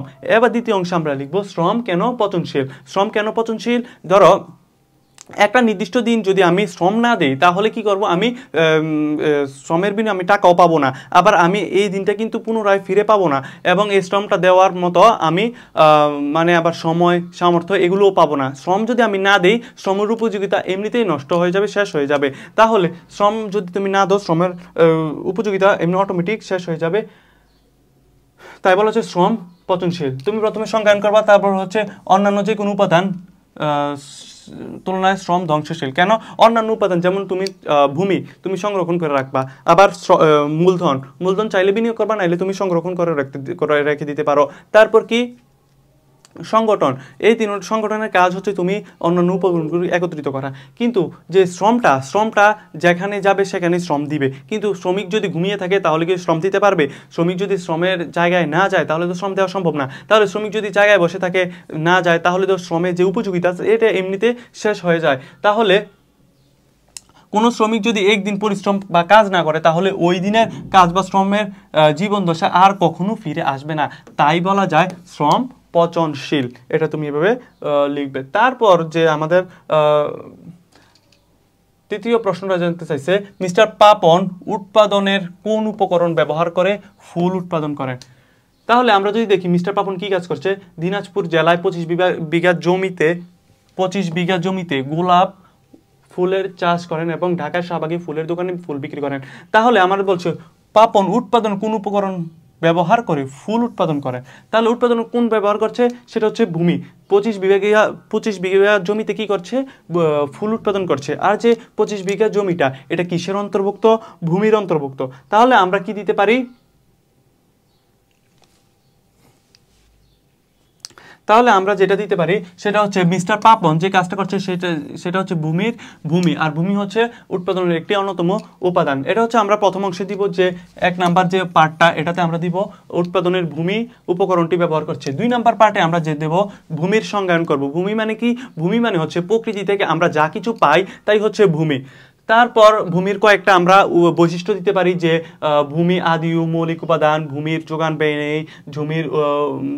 নেই, জমির উৎপাদন খরচ নেই, জমির খাজনা মূল্য রয়েছে, এগুলো তুমি দিতে পারো যে বৈশিষ্ট্যগুলা। তারপর 3 নাম্বার অংশে গিয়ে আমরা কি করব, উদ্দীপক থেকে মিস্টার পাপন যে কাজটা করে যে দিনাজপুর জেলায় যে 25 বিঘা জমি নিয়ে গোলাপ ফুল চাষ শুরু করে এই বিষয়টা আমরা নিয়ে আসবো। ঠিক এখান থেকে এখন পর্যন্ত নিয়ে আসবো যে তার কাজগুলো কি। এই যে ভূমি 25 বিঘা জমিতে সে চাষ করা শুরু করলো, এই চাষটা কিসের অন্তর্ভুক্ত, ভূমির অন্তর্ভুক্ত। কিভাবে আমরা প্রকৃতি থেকে কি পাই, জমি পাই। এই জমিটা কি মানুষ উৎপাদন করে, মানুষ তো উৎপাদন করে না, এটা তো অটোমেটিক আমরা প্রকৃতি থেকে পেয়ে যাচ্ছি। আর এই জমির যে উর্বরা শক্তিকে কাজে লাগিয়ে যে আমরা ফুল উৎপাদন করতেছি, তাহলে এই যে উর্বরা শক্তি এটাও কিসের অন্তর্ভুক্ত, এটাও হচ্ছে ভূমির অন্তর্ভুক্ত। তাহলে আমরা বলতে পারি যে মিস্টার পাপন দিনাজপুর জেলায় যে ফুল চাষ করছে এটি মূলত উৎপাদনের কিসের অন্তর্ভুক্ত? ভূমির অন্তর্ভুক্ত। তাহলে আমাদের চতুর্থ আমরা এভাবে কনক্লুশন দিব। তারপর চতুর্থ নাম্বার যে প্রশ্নটা বলছে যে মিস্টার পাপনের সমস্যা সমাধানে তোমার সুপারিশ, তুমি কি মনে করো, তোমার ধারণাটা এখানে উল্লেখ করবা। তোমাকে এখানে স্বাধীনতা দেওয়া হয়েছে, তুমি যে ধরনের সুপারিশ করো এটা যৌক্তিকতা তুমি তুলে ধরবা, তুমি নিশ্চিত নাম্বার পাবা। তাহলে আমরা যদি দেখি, তিনি যানবাহন এবং গুদামের জন্য ব্যাংক ঋণের আবেদন করেছেন। নিজস্ব পরিবহন ব্যবস্থা না থাকায় ফেব্রুয়ারি মাসে যথাসময়ে উত্তোলিত ফুল ঢাকায় সরবরাহ করা সম্ভব হয়নি, ফলে 5 লক্ষ টাকার ফুল নষ্ট হয়ে যায়। সার্বিক বিষয় নিয়ে মিস্টার পাপন চিন্তিত। তাহলে আমরা যদি দেখি মিস্টার পাপনের সমস্যাটা সমাধান করার যে উপায়গুলো, আমরা এগুলো কিভাবে পাবো, এগুলো পাওয়ার জন্য আমরা কি করতে হবে, আমাদের যথাযথ মূলধন সংগ্রহ করতে হবে, মূলধন সংস্থাপন করতে হবে। তাহলে আমরা প্রথম যে অংশটা, চতুর্থ প্রশ্নের প্রথম অংশে আমরা কি দেব, তার যে মূলধন সংগ্রহ, এই মূলধন সংগ্রহের বা মূলধন সংস্থাপনের ব্যবস্থাটা যে করে তার সমস্যা সমাধান করতে পারে, এই বিষয়টা আমরা নিয়ে আসবো। তাহলে আমরা লিখবো যে মিস্টার পাপন সমস্যা সমাধানে মূলধন সংস্থাপন করা প্রয়োজন বলে আমি মনে করি, এই অংশটা লিখবা। দ্বিতীয় অংশে যে মূলধন কি এই বিষয়টা আমরা লিখবো, মূলধন আসলে কি, মূলধনের বৈশিষ্ট্যগুলো কি, এই বিষয়টা আমরা 2 নম্বর অংশে লিখবো। 3 নম্বর অংশে এই যে মিস্টার পাপন যে সমস্যা ফেস করতেছে, এই সমস্যাগুলো আমরা 3 নম্বর অংশে নিয়ে যাব, 3 নম্বর অংশে নিয়ে আসবো। যে কি কি সমস্যা ফেস করতেছে, তিনি সাম্প্রতিক যানবাহন ও গুদামের জন্য ব্যাংক ঋণের জন্য আবেদন করেন। নিজস্ব পরিবহন না থাকায়, এখান থেকে নিজস্ব পরিবহন না থাকায় ফেব্রুয়ারি মাসে যথাসময়ে উত্তোলিত ফুল ঢাকায় সরবরাহ করা সম্ভব হয়নি, ফলে 5 লক্ষ টাকার ফুল নষ্ট হয়ে যায়। সার্বিক বিষয় নিয়ে তিনি চিন্তিত। এই যে বিষয়গুলো, এটা আমরা 3 নম্বর পয়েন্টে নিয়ে আসবো। 4 নম্বর পয়েন্টে আমরা কি আনবো, 4 নম্বর পয়েন্টে আমরা আনবো হচ্ছে ব্যাখ্যা করব, আমার সুপারিশ তুলে ধরবো যে মূলধন যোগান দেওয়ার ফলে আমরা কি কি কাজ করতে পারি। মূলধন যথেষ্ট পরিমাণ মূলধন যদি আমরা নিয়ে আসতে পারি, তাহলে আমরা কি করতে পারবো, আমরা পরিবহনের জন্য হয়তো একটা ট্রাক অথবা ভ্যান বা ঢাকায় নিয়ে আসার জন্য যে যানবাহনটা খুব দ্রুত নিয়ে আসতে পারে, এই যানবাহনটা আমরা ক্রয় করতে পারবো। তাহলে আমরা কি করব, পর্যাপ্ত পরিবহনের ব্যবস্থা করতে পারবো, আবার গুদামের ব্যবস্থা করতে পারবো। যথাসময়ে যদি আমরা নিয়ে আসতে ব্যর্থ না হই, সেই জন্য আমরা যে জায়গাটা, ধরো যে দিনাজপুরে যেখানে ফুলটা উৎপাদন করছে, সেই জায়গায় যদি আমরা এটা সংরক্ষণ করতে পারি গুদামজাতকরণের মাধ্যমে, তাহলে আমরা কি করতে পারবো, মৌসুমি ফুলটা আমরা সারা বছর সাপ্লাই দিতে পারবো। এতে করে আমাদের যে ঘাটতি মৌসুমে ন্যায্য ফুলের সর্বোচ্চ মূল্য আদায় আমরা কি করতে পারবো, যথেষ্ট মূল্য আদায় করতে পারবো। তাহলে আমরা 2টা কাজ করতে পারি মূলধনের দ্বারা। মূলধন দিয়ে আমরা গুদামের মাধ্যমে সংরক্ষণের ব্যবস্থা করতে পারি, আবার পরিবহনের মাধ্যমে খুব সহজে ঢাকায় পণ্যটা পৌঁছে দিতে পারি। তাহলে পরিবহনের মাধ্যমে উত্তোলিত ফুল যথাসময়ে ঢাকায় সরবরাহ করা সম্ভব হবে। এছাড়া গুদামে সংরক্ষণের মাধ্যমে ফুলের গুণাগুণ বজায় থাকবে। এগুলো লিখে এরপরে কনক্লুশন দিয়ে দিবা, মিস্টার পাপনের সমস্যা সমাধানে পর্যাপ্ত মূলধন বাড়ানোর ব্যবস্থা করা উচিত বলে আমি মনে করি বা তুমি মনে করো, এবারে প্রশ্নটার উত্তর দিয়ে দিবে। তারপর যে প্রশ্নটা আছে, এটা বলছে ব্যবসায় জোট কি। ব্যবসায় জোট মানে কি, মানে হচ্ছে কোনো নির্দিষ্ট লক্ষ্য অর্জনের জন্য কতিপয় বা কয়েকটা ব্যবসায় প্রতিষ্ঠান যদি একত্রিত হয়ে একই ব্যবস্থাপনার অধীনে কাজ করে বা পরিচালিত হয়, তখন তাকে আমরা বলি ব্যবসায় জোট। এখানে কি বলছে, এখানে বলছে পৃথক কয়েকটি ব্যবসা প্রতিষ্ঠান অতিরিক্ত সুবিধা পেতে একত্র হয়ে একই ব্যবস্থাপনার অধীনে কার্যাবলী পরিচালনা করে, তাকে বলা হয় ব্যবসায় জোট। তুমি এভাবেও লিখতে পারো, কোনো ভুল নাই, তুমি যেভাবে লিখো। তারপরে হচ্ছে মূলধন সঞ্চয়ের ফল ব্যাখ্যা করো। মূলধনটা আসলে কি, মূলধনের একটা বৈশিষ্ট্য কি জানো, মূলধনকে উৎপাদিত উপাদান বলা হয়, অথবা সঞ্চয় থেকে আমরা মূলধনটা পাই। আচ্ছা, কিভাবে পাই, এটা উত্তর করার জন্য প্রথমে আমরা কি দিব, মূলধনের সংজ্ঞা দিব 1 নম্বর পয়েন্টে। কিভাবে, মূলধন হচ্ছে মানুষের আয়ের সেই অংশ যেটা সে ভোগ বা ব্যবহার না করে পরবর্তীতে উৎপাদন কাজে ব্যবহার করে, সেটাকে বলা হয় মূলধন। এটা প্রথম অংশে দিব। দ্বিতীয় অংশে আমরা কি দিব, এই যে মূলধনটা সঞ্চয়ের ফল কিভাবে সেটা আমরা লিখব। মানুষ কিভাবে মূলধন সংগ্রহ করে, মূলধন সংগ্রহের জন্য প্রথম তাকে কি করতে, আয় করতে হবে অথবা কাজ করে অর্থ উপার্জন করতে হবে। অর্থ উপার্জন করে কি করতে হবে, আয় করতে হবে। আয় করে এই আয়ের টাকাটা তাকে কি করতে হবে, সঞ্চয় করতে হবে। সঞ্চয় করতে হবে, আয়ের ফল সঞ্চয় করতে হবে। সঞ্চয় করার পর তাকে কি করতে হবে, সঞ্চয়ের পর তাকে যে কাজটা করতে হবে, সঞ্চয়ের পর তাকে করতে হবে, সঞ্চয়টাকে সংগ্রহ করতে হবে। সঞ্চয়টাকে সংগ্রহ করতে হবে। সঞ্চয় সংগ্রহ করার পর তাকে কি করতে হবে, সঞ্চয় সংগ্রহ করার পর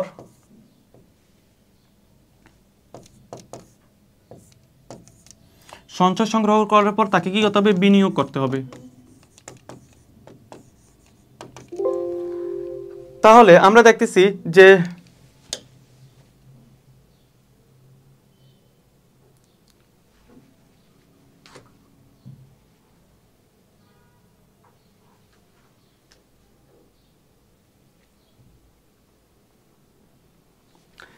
তাহলে তাকে কি করতে হবে? সঞ্চয় সংগ্রহ করতে হবে।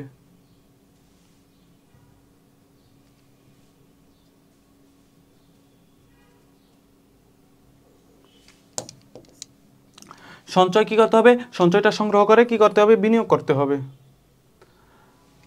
প্রথমে কি দেবো? আমরা সংজ্ঞা দিব। প্রথমে সংজ্ঞা দেওয়ার পর আয়ের যে অংশ ভবিষ্যতের জন্য রেখে দেওয়া হয় তাই হচ্ছে সঞ্চয়।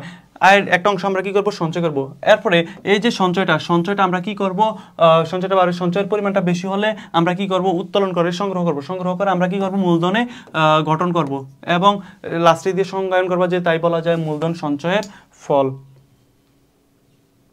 তারপরে 3 নাম্বার যে অংশ এটা হচ্ছে জনাব হাকিমের প্রতিষ্ঠানটি কোন ধরনের ব্যবসা সংগঠন। কোন ধরনের ব্যবসা সংগঠন এটা জানতে চাইছে। কোন ধরনের আমরা একটু পরে নেই। জনাব হাকিম জামালপুরের নান্দিনা নামক স্থানে নিজস্ব 5 বিঘা জমিতে ড্রাগন ফল চাষ করেন এবং এজন্য তিনি নিজেই বীজ সংগ্রহ করে শুরু করেন, যাবতীয় কার্যাবলী সম্পাদন করেন। উৎপাদন সংক্রান্ত কার্যাবলী সম্পাদনের জন্য 5 জন শ্রমিক নিয়োগ দেন। তিনি উৎপাদিত ফল নিজস্ব পরিবহন প্রতিষ্ঠানের মাধ্যমে স্থানীয় বাজারের পার্শ্ববর্তী অঞ্চলের বাজার বিক্রি করেন। সম্প্রতি দেশের বিভিন্ন জেলায় তার উৎপাদিত ড্রাগনের চাহিদা সৃষ্টি হয়, কিন্তু বর্ধিত চাহিদা মেটানোর জন্য প্রয়োজনীয় ভূমি এবং অর্থ তার নেই। তিনি তার বন্ধু হাসান এবং কামালকে চুক্তিবদ্ধ সম্পর্কের ভিত্তিতে ব্যবসায় যুক্ত করার সিদ্ধান্ত গ্রহণ করেন। এই ক্ষেত্রে হাসান তার 5 বিঘা জমি এবং কামাল 5 লক্ষ টাকা ব্যবসায় বিনিয়োগ করে বলে একমত হন। এখানে বলছে জনাব হাকিমের প্রতিষ্ঠানটি কোন ধরনের সংগঠন। তাহলে এখানে হচ্ছে এই যে উদ্দীপকটা এটা দুইটা অংশ। প্রথম অংশ হচ্ছে সে জনাব হাকিম নিজস্ব মূলধন দিয়ে 5 বিঘা জমিতে কি করলেন? ব্যবসাটা শুরু করলেন। তাহলে তার যে প্রথম অংশ ব্যবসাটা এটা কোন ধরনের সংগঠন? এটা হচ্ছে এক মালিকানা সংগঠন। আর দ্বিতীয় অংশে যেটা করলেন এটা হচ্ছে অংশীদারি সংগঠন। তাহলে আমাদেরকে প্রথম অংশটা জানতে চাচ্ছি, জনাব হাকিমের প্রতিষ্ঠানটি, প্রথম যে প্রতিষ্ঠানটি এটা কোন ধরনের সংগঠন? প্রথম প্রতিষ্ঠানটি হচ্ছে ভাইয়া কোন ধরনের? এক মালিকানা সংগঠন। এক মালিকানা সংগঠন। তাহলে আমরা কি করব? প্রথমে হচ্ছে এক মালিকানা সংগঠনের উদাহরণ দিব। এক মালিকানা সংগঠন মানে কি? যখন একক ব্যক্তি দ্বারা গঠিত, পরিচালিত এবং নিয়ন্ত্রিত ব্যবসায়কে আমরা বলি এক মালিকানা ব্যবসা। প্রথমে আমরা এক মালিকানা ব্যবসায় দিব 1 নাম্বার পয়েন্ট। 2 নাম্বার পয়েন্টে আমরা কি করব? এক মালিকানা ব্যবসা সংজ্ঞায়ন করব। 3 নাম্বার প্রশ্নে আমরা দেখব যে উদ্দীপকে মিস্টার হাকিমের কাজগুলো আমরা সরাসরি নিয়ে আসবো। উদ্দীপকের হাকিম কি করলো? নিজস্ব 5 বিঘা জমিতে ড্রাগন ফল চাষ শুরু করলেন এবং কি করলেন? যাবতীয় কার্যগুলি সম্পাদন করলেন। উৎপাদন কার্য বৃদ্ধি পায় 5 জন শ্রমিক নিয়োগ দিলেন। তিনি উৎপাদিত ফল নিজস্ব প্রতিষ্ঠানের মাধ্যমে স্থানীয় বাজার সহ পার্শ্ববর্তী অঞ্চলের বাজারে বিক্রি করেন। এই যে কাজগুলো, এগুলো ঠিক এখান থেকে এখন পর্যন্ত আমরা কি নিয়ে আসবো? উদ্দীপক থেকে সরাসরি নিয়ে আসবো। এবার যে তার এই যে কাজগুলো তিনি কি একা করছেন না কয়েকজন মিলে করছেন? যদি কয়েকজন মিলে করেন তাহলে তো কয়েকজন পার্টনার সহ করেন তাহলে তার এটা অন্য ব্যবসায়।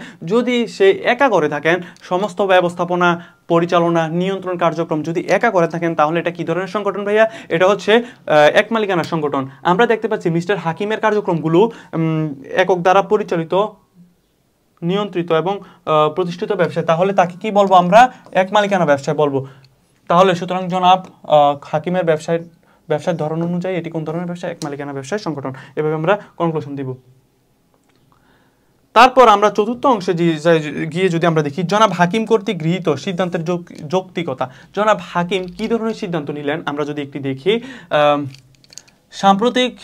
সম্প্রতি দেশের বিভিন্ন জেলায় তার উৎপাদিত ড্রাগনের চাহিদা বৃদ্ধি পেয়েছে, কিন্তু বর্ধিত চাহিদা মেটানোর জন্য প্রয়োজনীয় ভূমি এবং অর্থ তার নেই।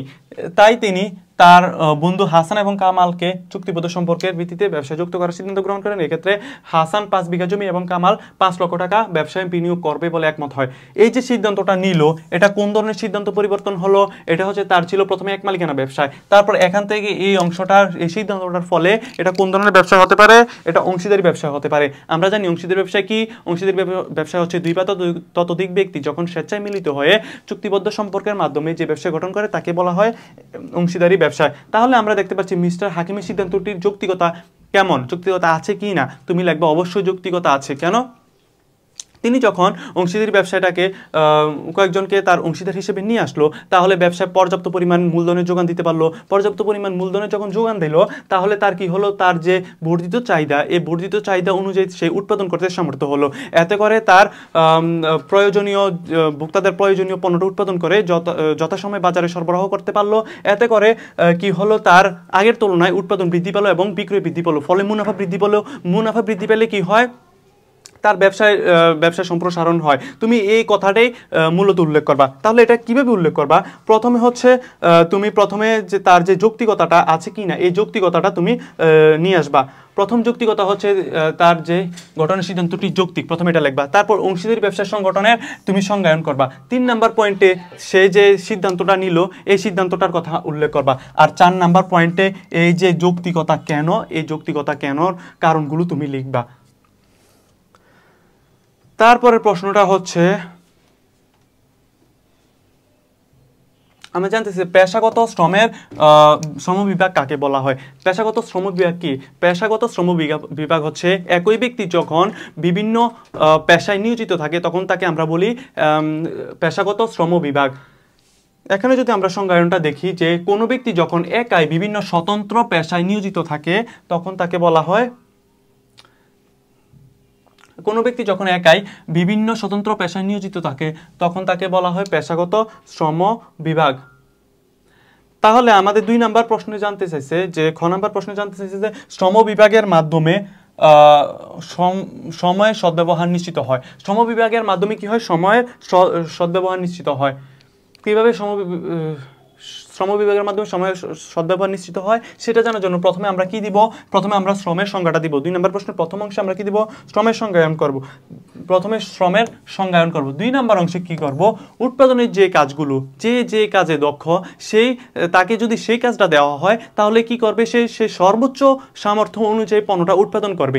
এতে করে তার দক্ষতা অনুযায়ী ওই পণ্যটা খুব ভালোভাবে উৎপাদন করতে সমর্থ হবে। এতে করে তার যে সময়টা ব্যবহার করলো, এই সময়টাও সঠিক কাজে লাগবে, এবং সে ওই কাজে দক্ষতার মাধ্যমে তার ওই কাজটা সর্বোচ্চ ভালো করার চেষ্টা করবে। তুমি ঠিক এভাবেই লিখবা যে উৎপাদন প্রক্রিয়া শ্রমিকের দক্ষতা এবং যোগ্যতা অনুযায়ী বিভিন্ন কাজে বন্টন করে দেওয়া হয়। এর ফলে কি হয়? উপযুক্ত শ্রমিক উপযুক্ত কাজে নিয়োগ দেওয়া হয়। এতে করে তার উৎপাদন বাড়াতে সাহায্য করে, এবং শ্রমিক নিয়োজিত থাকে বলে সময় ও যন্ত্রপাতির সদ্ব্যবহার নিশ্চিত হয়, তাই বলা যায়। তারপরে লিখবা সুতরাং, কনক্লুশনে গিয়ে লিখবা যে সুতরাং অথবা তাই বলা যায় শ্রম বিভাগের মাধ্যমে সময়ের সদ্ব্যবহার নিশ্চিত হয়। তারপরে 3 নাম্বার প্রশ্নে আমাদেরকে জানতে চাইছে, জৈনিক শিক্ষক শ্রেণীকক্ষে উৎপাদনের প্রথম কোন উপকরণের কথা বলেছেন? জৈনিক শিক্ষক কি বলছেন আমরা যদি একটু দেখি। জৈনিক শিক্ষক একদিন শ্রেণীকক্ষে এমন একটি উৎপাদনের কথা বলেন যার প্রথমটির যোগান সীমিত এবং অবিনশ্বর, এবং দ্বিতীয়টি ধ্বংসশীল, মজুত করা যায় না। তাহলে আমরা যদি দেখি, প্রথম যে উপকরণটির কথা বলছেন, কি বলছেন? প্রথমটির যোগান হচ্ছে সীমিত এবং এটি হচ্ছে অবিনশ্বর। আচ্ছা, উৎপাদনের কোন উপকরণটি? উৎপাদনের উপকরণ কয়টি? 4টি। এই 4টি উপকরণের মধ্যে কোন উপকরণটির যোগান সীমিত এবং এটি অবিনশ্বর? আমরা জানি ভূমির উৎপাদন সীমিত, যোগান সীমিত। ভূমিকে উৎপাদন করা, আমরা কি ভূমি উৎপাদন করতে পারি? উৎপাদন করতে পারি না। তাহলে ভূমির যোগান সীমিত এবং এটা অবিনশ্বর। এটা কখনো পৃথিবী ধ্বংস হওয়ার আগ পর্যন্ত ভূমি ধ্বংস হবে না। পৃথিবী ধ্বংস হলে সবকিছু ধ্বংস হবে। তাহলে আমরা যদি দেখি জৈনিক ব্যক্তি কি বলছে, জৈনিক ব্যক্তি প্রথম যে উপকরণটি নিয়ে আলোচনা করছে এটি হচ্ছে ভূমি উপকরণের অন্তর্ভুক্ত। তাহলে আমরা প্রথমে যে অংশটা, এটা কি দেব? জ্ঞানমূলক দিব, যে ভূমি। তারপর আমরা হচ্ছে ভূমির সংজ্ঞায়ন করব। ভূমি কি? ভূমি হচ্ছে প্রকৃতি থেকে আমরা যা কিছু পাই তাকে আমরা বলি ভূমি। তারপরে কি বলবো? জৈনিক ব্যক্তি যে বিষয়টা নিয়ে আলোচনা করছে, এই বিষয়টা আমরা আলোচনা করব। এখানে 4টা অংশ দিছে, তুমি 3টা অংশ দিবা। প্রথমে হচ্ছে কি দিবা? ভূমি যে জ্ঞানমূলকটা আছে, কোন উপকরণের নামটা দিবে, তারপর উপকরণের সংজ্ঞায়ন করবা। তারপর হচ্ছে জৈনিক ব্যক্তি যে কাজটা, যে বিষয়টা নিয়ে আলোচনা করলো, এই আলোচনাটা তুমি এখানে নিয়ে আসবা। তারপর লিখবা যে কেন তার এই যে ভূমি অবিনশ্বর, ভূমি যোগান সীমিত, এই বিষয়টা তুমি ব্যাখ্যা করবা এবং ভূমির সাথে রিলেট করবা। আচ্ছা, আমরা ভূমির বৈশিষ্ট্যে পড়েছিলাম কি? বৈশিষ্ট্যে পড়েছিলাম যে ভূমি সৃষ্টি করা যায় না, ভূমি আদি এবং অক্ষয়, ভূমির যোগান সীমিত। যেহেতু ভূমি আমরা সৃষ্টি করতে পারি না, তাহলে ভূমির যোগানটা আমরা বৃদ্ধিও করতে পারি না, এটা যা আছে তাই থাকবে। তাহলে আমরা এই বিষয়গুলো নিয়ে আসতে পারি। তারপরে আমরা অবিনশ্বর মানে ভূমি কখনো ধ্বংস হবে না। কেন ধ্বংস হবে না? পৃথিবী যখন ধ্বংস হবে তখনই ভূমির ধ্বংস হবে, এর আগে ভূমি ধ্বংস হবে না। এই ক্ষণস্থায়ী জীবনের মধ্যে ভূমি অবিনশ্বর। এই বিষয়গুলি তুমি নিয়ে আসবা, তারপর লিখবা সুতরাং যেহেতু ভূমির এই দুইটা বৈশিষ্ট্য, যেহেতু উদ্দীপকের প্রথম উপকরণটির বৈশিষ্ট্য ভূমির বৈশিষ্ট্যের সাথে মিলে যায়, তাই আমরা বলতে পারি উদ্দীপকের প্রথম উপাদানটি ভূমি উপাদানের কথা বলেছেন। তারপরে আমাদের চতুর্থ প্রশ্ন বলেছে দ্বিতীয় উপকরণটির পর্যাপ্ত পরিমাণে বিদেশি রপ্তানি করা গেলে দেশের অর্থনৈতিক উন্নয়ন ত্বরান্বিত হবে। দ্বিতীয় উপকরণটি কি আমরা একটু দেখি। দ্বিতীয় উপকরণটি বলছে দ্বিতীয় উপকরণটি ধ্বংসশীল ও মজুত করা যায় না। তিনি আরো বললেন দ্বিতীয় উপকরণটি বাংলাদেশে পর্যাপ্ত পরিমাণে পাওয়া গেলেও উন্নত বিশ্বের অনেক দেশে এর অভাব পরিলক্ষিত হয়। বাংলাদেশে উক্ত উপকরণ বিদেশে রপ্তানি করলেও সরকারের উচিত এটি রপ্তানিতে আরো বেশি উদ্যোগী হওয়া। তাহলে আমরা জানি উৎপাদনের কোন উপকরণটি ধ্বংসশীল, কোন উপকরণটি মজুত করা যায় না। তাহলে আমরা জানি উৎপাদনের ভূমি মজুত করা যায়, মূলধন মজুত করা যায়। তাহলে কোনটি মজুত করা যায় না? শ্রম কি মজুত করা যায়? শ্রম মজুত করা যায় না। আজকে যদি কোনো শ্রমিক শ্রম না দেয় তাহলে এটা অটোমেটিক শ্রমের যে উপযোগিতায় আছে এটা অটোমেটিক নষ্ট হয়ে যাবে। শ্রমটা সংরক্ষণ করা যায় না। তাহলে আমরা যদি দেখি তাহলে উদ্দীপকের দ্বিতীয় উপকরণটি কোনটি আমরা এটা লিখব যে উদ্দীপকের দ্বিতীয় উপকরণটি হচ্ছে শ্রম। এই শ্রম উপকরণটি পর্যাপ্ত পরিমাণে বিদেশি রপ্তানি করা গেলে দেশের অর্থনৈতিক উন্নয়ন ত্বরান্বিত হবে। উক্তিটির সাথে আমি একমত বা উক্তিটি যথার্থ। তারপরে প্রথম অংশে হচ্ছে আমরা এটা দিব, দ্বিতীয় অংশে দিব কি? দ্বিতীয় অংশে হচ্ছে শ্রম কি? শ্রমের সংজ্ঞায়ন করব। শ্রম প্রথম অংশে আমরা কি দিব? শ্রম যে এটার কথা বলছে এটা দিব। দ্বিতীয় অংশে আমরা কি? শ্রমের সংজ্ঞায়ন করব। 2 নম্বর অংশে আমরা শ্রমের সংজ্ঞায়ন করব। 3 নম্বর অংশে জৈনিক ব্যক্তি যে বৈশিষ্ট্যের কথাগুলো বললো, শ্রমিক যে বিদেশে রপ্তানির মাধ্যমে বৈদেশিক মুদ্রা অর্জন করা সম্ভব, এই বিষয়গুলো আমরা হুবহু লিখে নিব। একটু পরিবর্তন করে আমরা লিখে নিব যে কিভাবে শ্রম যে বিদেশি রপ্তানির মাধ্যমে আমরা কি করতে পারি? বৈদেশিক মুদ্রা অর্জন করে দেশের অর্থনীতিকে ত্বরান্বিত করতে পারি। এই বিষয়টা আমরা উদ্দীপক থেকে নিয়ে আসবো। এবার যে চতুর্থ অংশটা আমাদেরকে যে মূল্যায়ন করতে বলা হয়েছে যে এই শ্রমটা কিভাবে বিদেশি রপ্তানি করার মাধ্যমে আমরা কি করতে পারি? দেশের অর্থনৈতিক চাকাকে সচল এবং অগ্রগতি করতে পারি। আমরা এই বিষয়টি আলোচনা করব। কিভাবে করব? দেখো আমাদের দেশে কিন্তু প্রচুর পরিমাণে অলস শ্রম রয়েছে, বেকার শ্রম রয়েছে। এই যে শ্রমগুলো আমরা যখন বিদেশে রপ্তানি করি, বিদেশে রপ্তানি করলে এই শ্রমগুলো যে বিদেশে বিভিন্ন কাজে নিয়োজিত হয়, তাদের চাহিদা, তাদের কর্মসংস্থানের সুযোগ সৃষ্টি হয়। বিনিময়ে তারা কি পায়? তারা অর্থ পায়। এই অর্থটা যখন রেমিটেন্স হিসেবে দেশে পাঠায়, বাংলাদেশে পাঠায়, তখন কি হয়? সরকারের যে রাজস্বটা বা আয়ের খাতরা এটা বৃদ্ধি পায়, রেমিটেন্স বৃদ্ধি পায়। রেমিটেন্স বৃদ্ধি পেলে কি হয়? রেমিটেন্স বৃদ্ধি পেলে দেশের যে অর্থনীতিটা আছে, অর্থনীতিটার উন্নয়ন হয় এবং দেশের বৈদেশিক মুদ্রার রিজার্ভ বাড়ে। ফলে আমরা কি করতে পারি?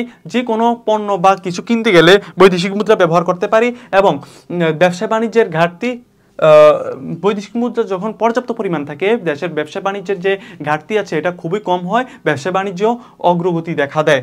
এবং এভাবে লিখবা, মূল্যায়ন করবা, তারপর লিখবা যে এভাবে শ্রম উপাদানটি রপ্তানির মাধ্যমে দেশের অর্থনৈতিক উন্নয়নকে ত্বরান্বিত করবে বলে আমি মনে করি।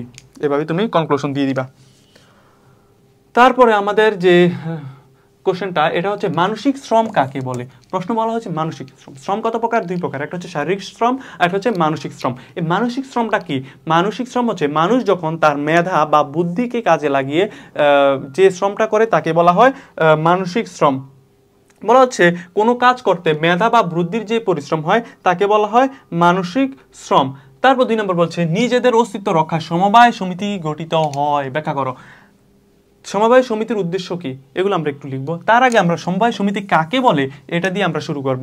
প্রথম এই যে খ নাম্বার অংশ কয়টা ভাইয়া? এটা হচ্ছে 2টা। প্রথম অংশে আমরা কি লিখবো? সমবায় সমিতি কাকে বলে। সমবায় সমিতি কাকে বলে? সমবায় সমিতি হচ্ছে 2 বা ততোধিক ব্যক্তি স্বেচ্ছায় একত্রিত হয়ে যখন কোনো উদ্দেশ্যে বা নিজেদের আর্থিক কল্যাণ সাধনের জন্য যে ব্যবসা গড়ে তোলে তাকে বলা হয় সমবায় সমিতি। তারপর আমরা লিখবো সমাজের সমিতির মাধ্যমে কিভাবে নিজেদের অস্তিত্ব রক্ষা করা যায়। লিখবো সমবায় সমিতির মাধ্যমে যেহেতু কয়েকজন ব্যক্তি সমপেশার মানুষ একত্রিত হয়, তাহলে তাদের উৎপাদিত পণ্য সামগ্রী কি করতে পারে, সরাসরি কোনো মধ্যস্থতা ব্যক্তি ছাড়া সরাসরি আমরা কি করতে পারি, পাইকার বা খুচরা ব্যবসায়ীর নিকট পৌঁছে দিতে পারি। এতে করে মধ্যস্থ ব্যবসায়ীর যে হস্তক্ষেপ তার থেকে রক্ষা পেয়ে আমরা সর্বোচ্চ মূল্য অথবা ন্যায্য মূল্যে আমরা পণ্যটা বিক্রয় করতে সামর্থ্য হই।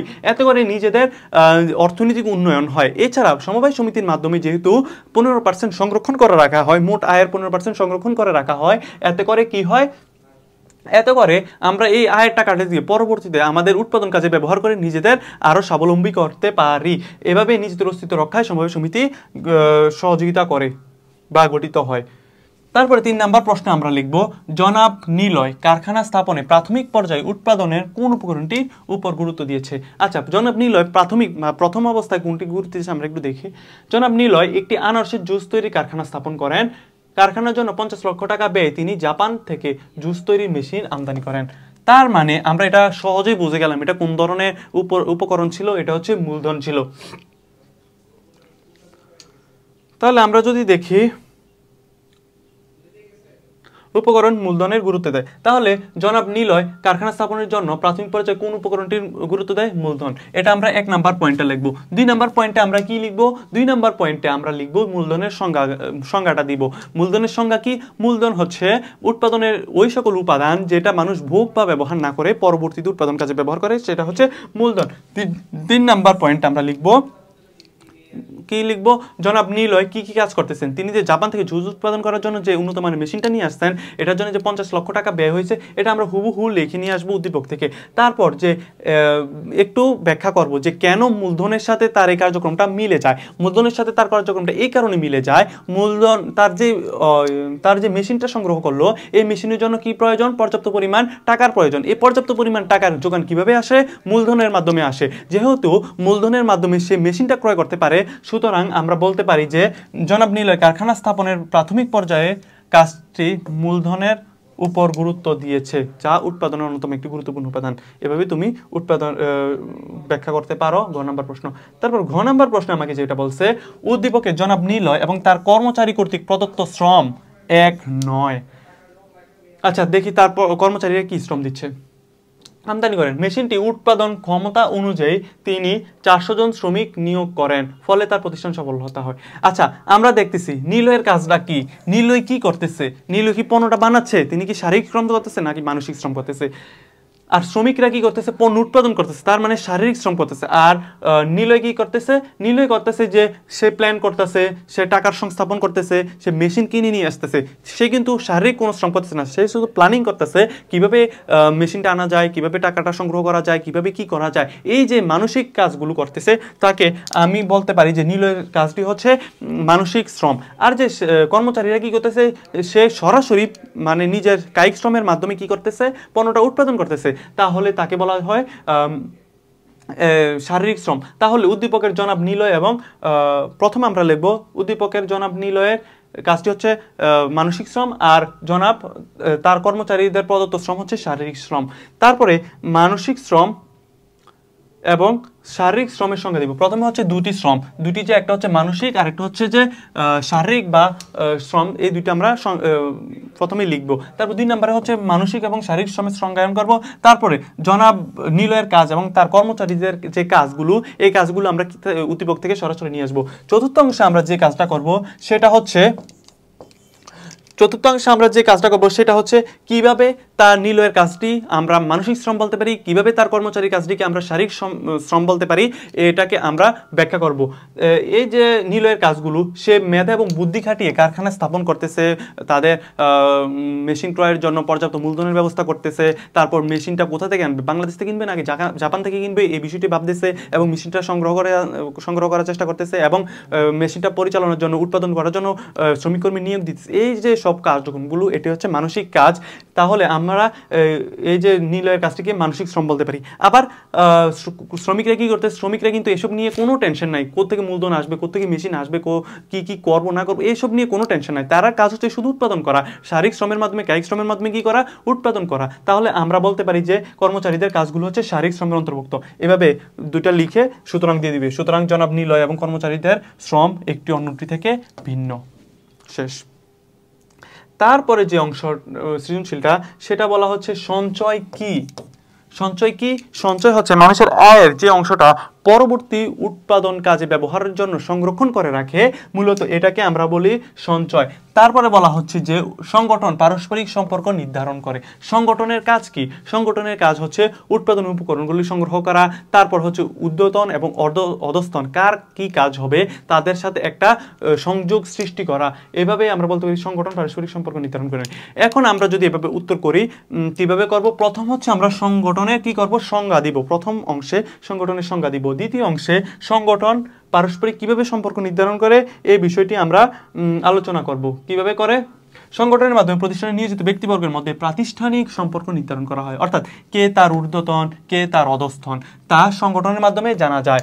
সংগঠন চিত্রের মাধ্যমে এই বিষয়টি সহজে দেখা যায়, তাই বলা যায় যে সংগঠনের মাধ্যমে, অথবা সুতরাং এভাবে বলা যায় যে সংগঠন প্রতিষ্ঠানে নিয়োজিত ব্যক্তিবর্গের পারস্পরিক সম্পর্ক নির্ধারণ করে থাকে।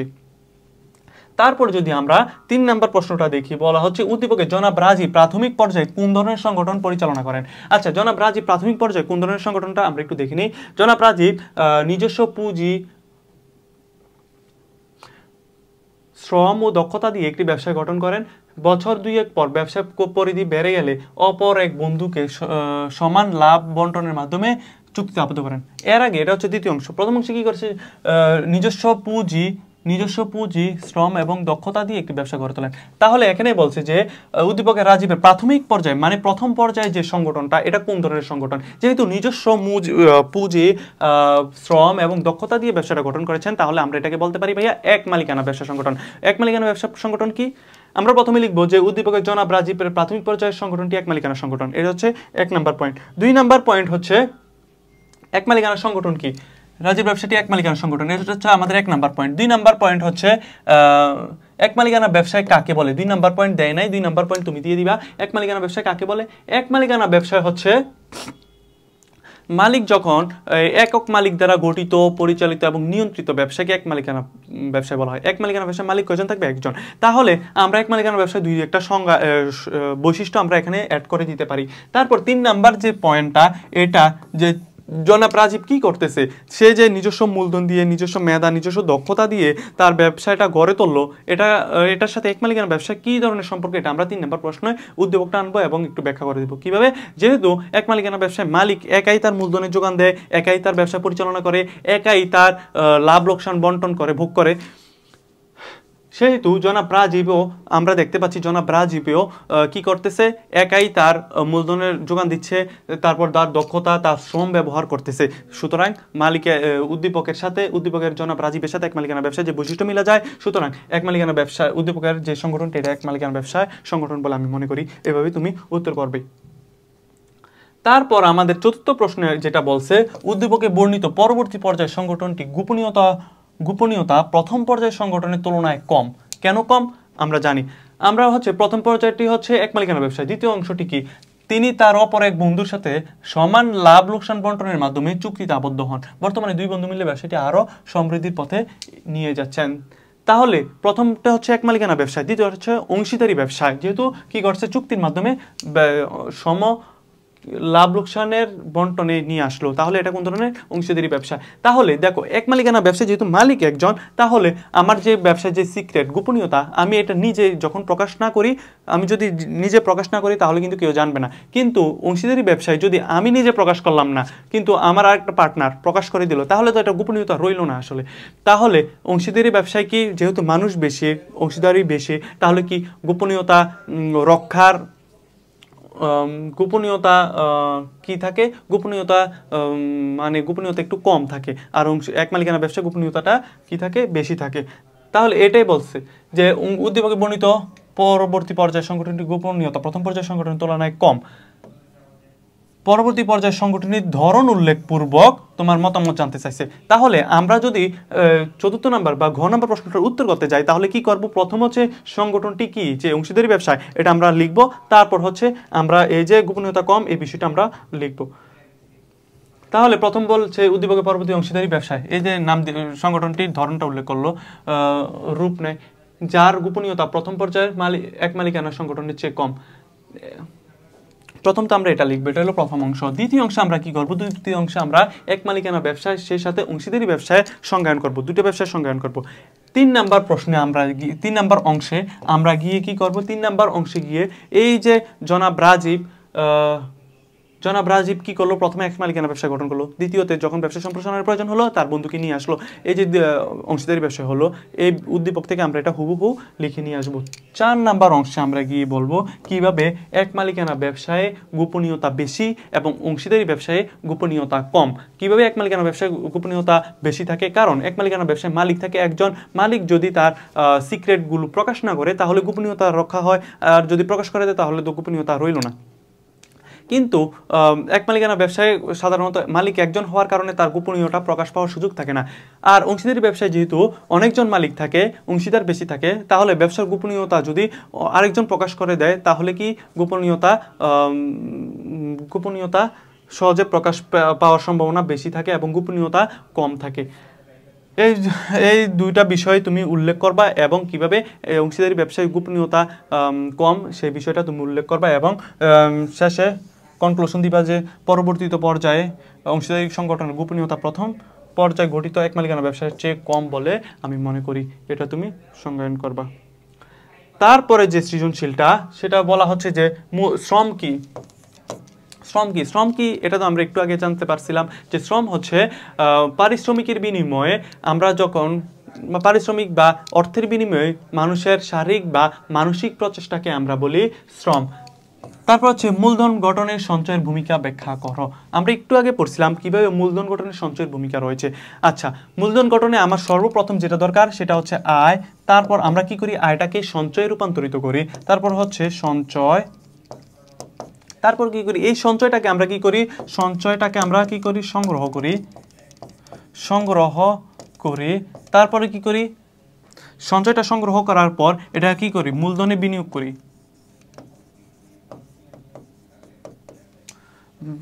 সঞ্চয়টা কি করি, মূলধনে বিনিয়োগ করে থাকি।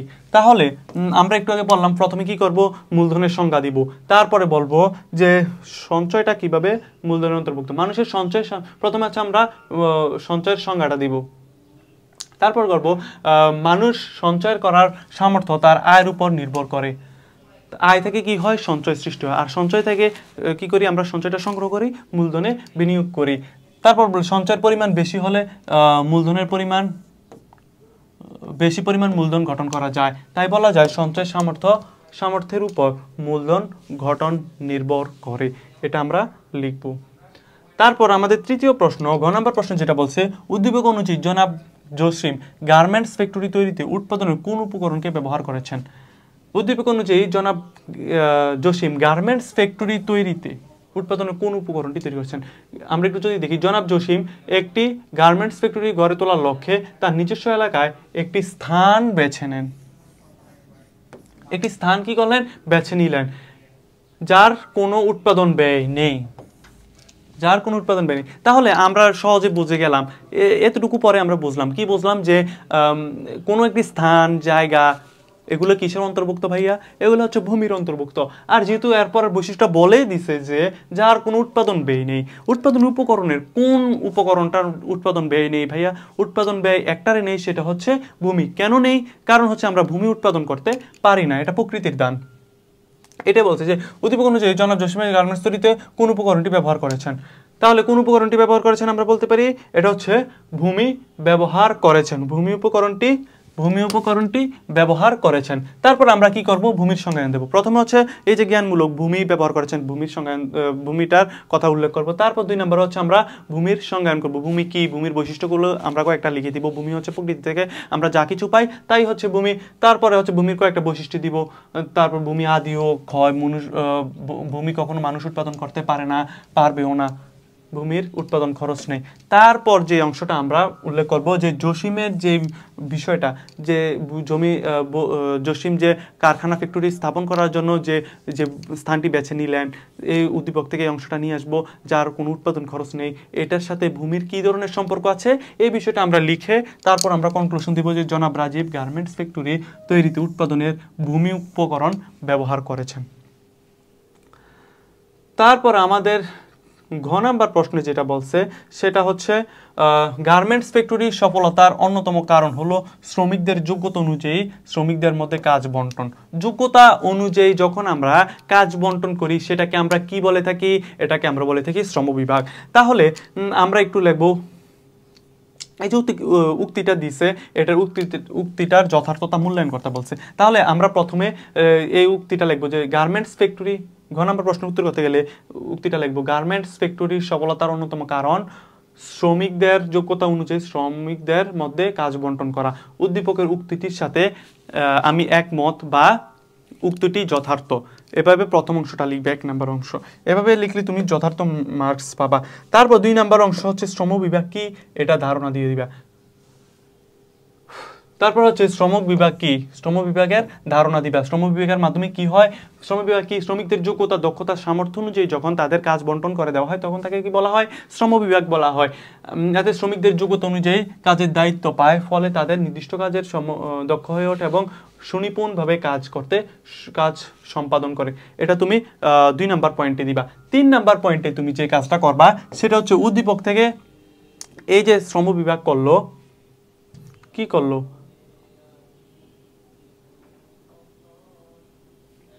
তাই সে যে শ্রম বিভাগ করলো এই বিষয়টা আনবা।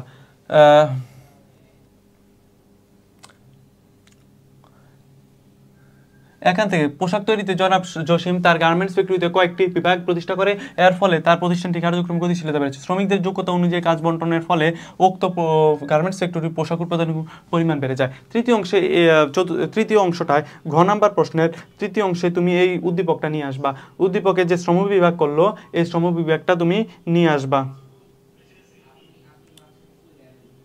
এই উদ্দীপকে জনাব জসিমের কার্যক্রমগুলো নিয়ে আসবা, শ্রম বিভাগ তো করলো। এবার চতুর্থ অংশে গিয়ে তুমি কি করবা? চতুর্থ অংশে গিয়ে তুমি করবা হচ্ছে তার যে শ্রম বিভাগ করলো, শ্রম বিভাগের ফলে কিভাবে কাজের পরিমাণ বৃদ্ধি পায়, কিভাবে ধরো যোগ্যতা অনুযায়ী কাজ বন্টনের ফলে কিভাবে শ্রম বিভাগ হয়, এই শ্রম বিভাগের মাধ্যমে কিভাবে সময়ের যথাযথ ব্যবহার হয় এবং শ্রমিকরা দক্ষ হয়ে ওঠে এবং উৎপাদন ক্ষেত্রে উৎপাদনশীলতা বৃদ্ধি পায়, এই বিষয়গুলো তুমি লিখে আনবা। কিভাবে লিখবা? এই যে শ্রম বিভাগের মাধ্যমে জসিমের যে যোগ্যতা এবং সামর্থ্য অনুযায়ী সে কি করলো? শ্রম বিভাগ করলো। শ্রম বিভাগের মাধ্যমে কি করলো? নির্দিষ্ট ব্যক্তি নির্দিষ্ট কাজে দক্ষ হয়ে ওঠে, এর ফলে স্বল্প নির্দিষ্ট সময় ব্যবহার করে সর্বোচ্চ পরিমাণ পণ্য উৎপাদন হয়, এতে করে উৎপাদনশীলতা বৃদ্ধি পায়। উৎপাদনশীলতা বৃদ্ধি পেলে কি হয়? পণ্যের উৎপাদন খরচ হ্রাস পায়। উৎপাদন খরচ হ্রাস পেলে পণ্যের মূল্য বা দাম কমে, পণ্যের দাম কমলে পণ্যের বিক্রয় বৃদ্ধি পায়, পণ্যের বিক্রয় বৃদ্ধি পেলে মুনাফা বৃদ্ধি পায়। উৎপাদন প্রতিষ্ঠানের উৎপাদন বৃদ্ধি পেলে কি হয়? মুনাফা বৃদ্ধি পায়। মুনাফা বৃদ্ধি পেলে কি হয়? পণ্য মুনাফা বৃদ্ধি পায় প্রতিষ্ঠানের। এরপরে লাগবা কনক্লুশন দিয়ে দিবা। সুতরাং উদ্দীপকের গার্মেন্টস ফ্যাক্টরি সফলতার অন্যতম কারণ হচ্ছে শ্রমিকদের যোগ্যতা অনুযায়ী কাজ বন্টন করা। এভাবে তুমি যদি লিখো তাহলে তুমি সর্বোচ্চ মার্কস পাবা। তারপর হচ্ছে 14 নম্বর যে কোশ্চেনটা, এটাকে বলা হচ্ছে যে সংগঠন কি। সংগঠন কি? সংগঠন হচ্ছে নির্দিষ্ট উদ্দেশ্য অর্জনের জন্য উৎপাদন উপকরণগুলো সংগ্রহ এবং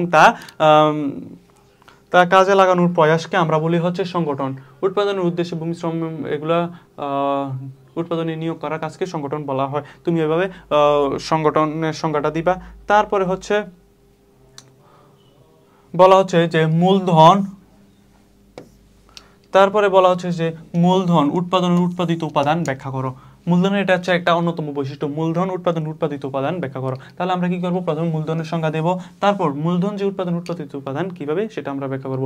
দেখো আমরা যখন কোনো একটা গার্মেন্টস মালিক এই বছর ধরো 50,000 টাকার পণ্য উৎপাদন করলো, 50,000 টাকা পণ্য উৎপাদন করলো, পণ্য বিক্রি করলো, তারপর কি করলো? এই 50,000 থেকে ধরো 10,000 টাকা শ্রমিক কর্মীদের বেতন টেতন দিয়ে দিল, তারপরে আর 5,000 বা 5 বা 10,000 টাকা নিজে নিল, 10,000 টাকা নিজে নিল, তারপর আর কত আছে? আর হচ্ছে 30,000 টাকা আছে।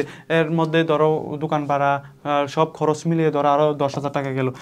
এই যে বাকি যে 20,000 টাকা আছে, এই 20,000 টাকা তিনি প্ল্যান করলো যে পরবর্তী উৎপাদনে ব্যবহার করা। তাহলে যে উৎপাদিত একটা মুনাফা থেকে নতুন একটা যে অংশ রয়ে গেল, এটা আমরা কি করলাম? পরবর্তীতে উৎপাদন কাজে ব্যবহার করার সিদ্ধান্ত নিলাম। এই কারণে বলা হয় এই যে মূলধনটা এটা থেকে আসে, নতুন মূলধন, এটা হচ্ছে আমাদের নতুন মূলধন। এই নতুন মূলধনটা কোত্থেকে আসলো? এই যে উৎপাদিত উপাদান থেকে আসলো। তাহলে আমরা এটাই বলতে পারি যে প্রথমে আমরা কি দিব, মূলধনের সংজ্ঞা দিব। মূলধনের সংজ্ঞা দিয়ে আমরা কি করব, উৎপাদনের উপকরণগুলোর মধ্যে মূলধন অন্যতম। মূলধনের মাধ্যমে মানুষের শ্রম থেকে উৎপাদিত হয়, বর্তমানে ভোগের জন্য ব্যবহার না হয়ে অধিকতর উৎপাদনের জন্য পুনরায় উৎপাদন কাজে ব্যবহার হয়, তাই মূলধনকে উৎপাদনের উৎপাদিত উপাদান বলা হয়। এভাবে আমরা সংজ্ঞায়ন করে দিব, ব্যাখ্যা করে দিব। তারপর আমাদের 3 নম্বর প্রশ্নে কি বলা হচ্ছে, উদ্দীপকে উল্লেখিত মিস্টার রেজা এবং রাজুর প্রতিষ্ঠানটি কোন ধরনের সংগঠন। কোন ধরনের সংগঠন আমরা একটু দেখি। জনাব রেজা এবং তার বন্ধু মিস্টার রাজু ফ্যাশন ডিজাইনের উপর পড়াশোনা করে ঢাকার উত্তরায় একটি ফ্যাশন হাউস প্রতিষ্ঠা করে।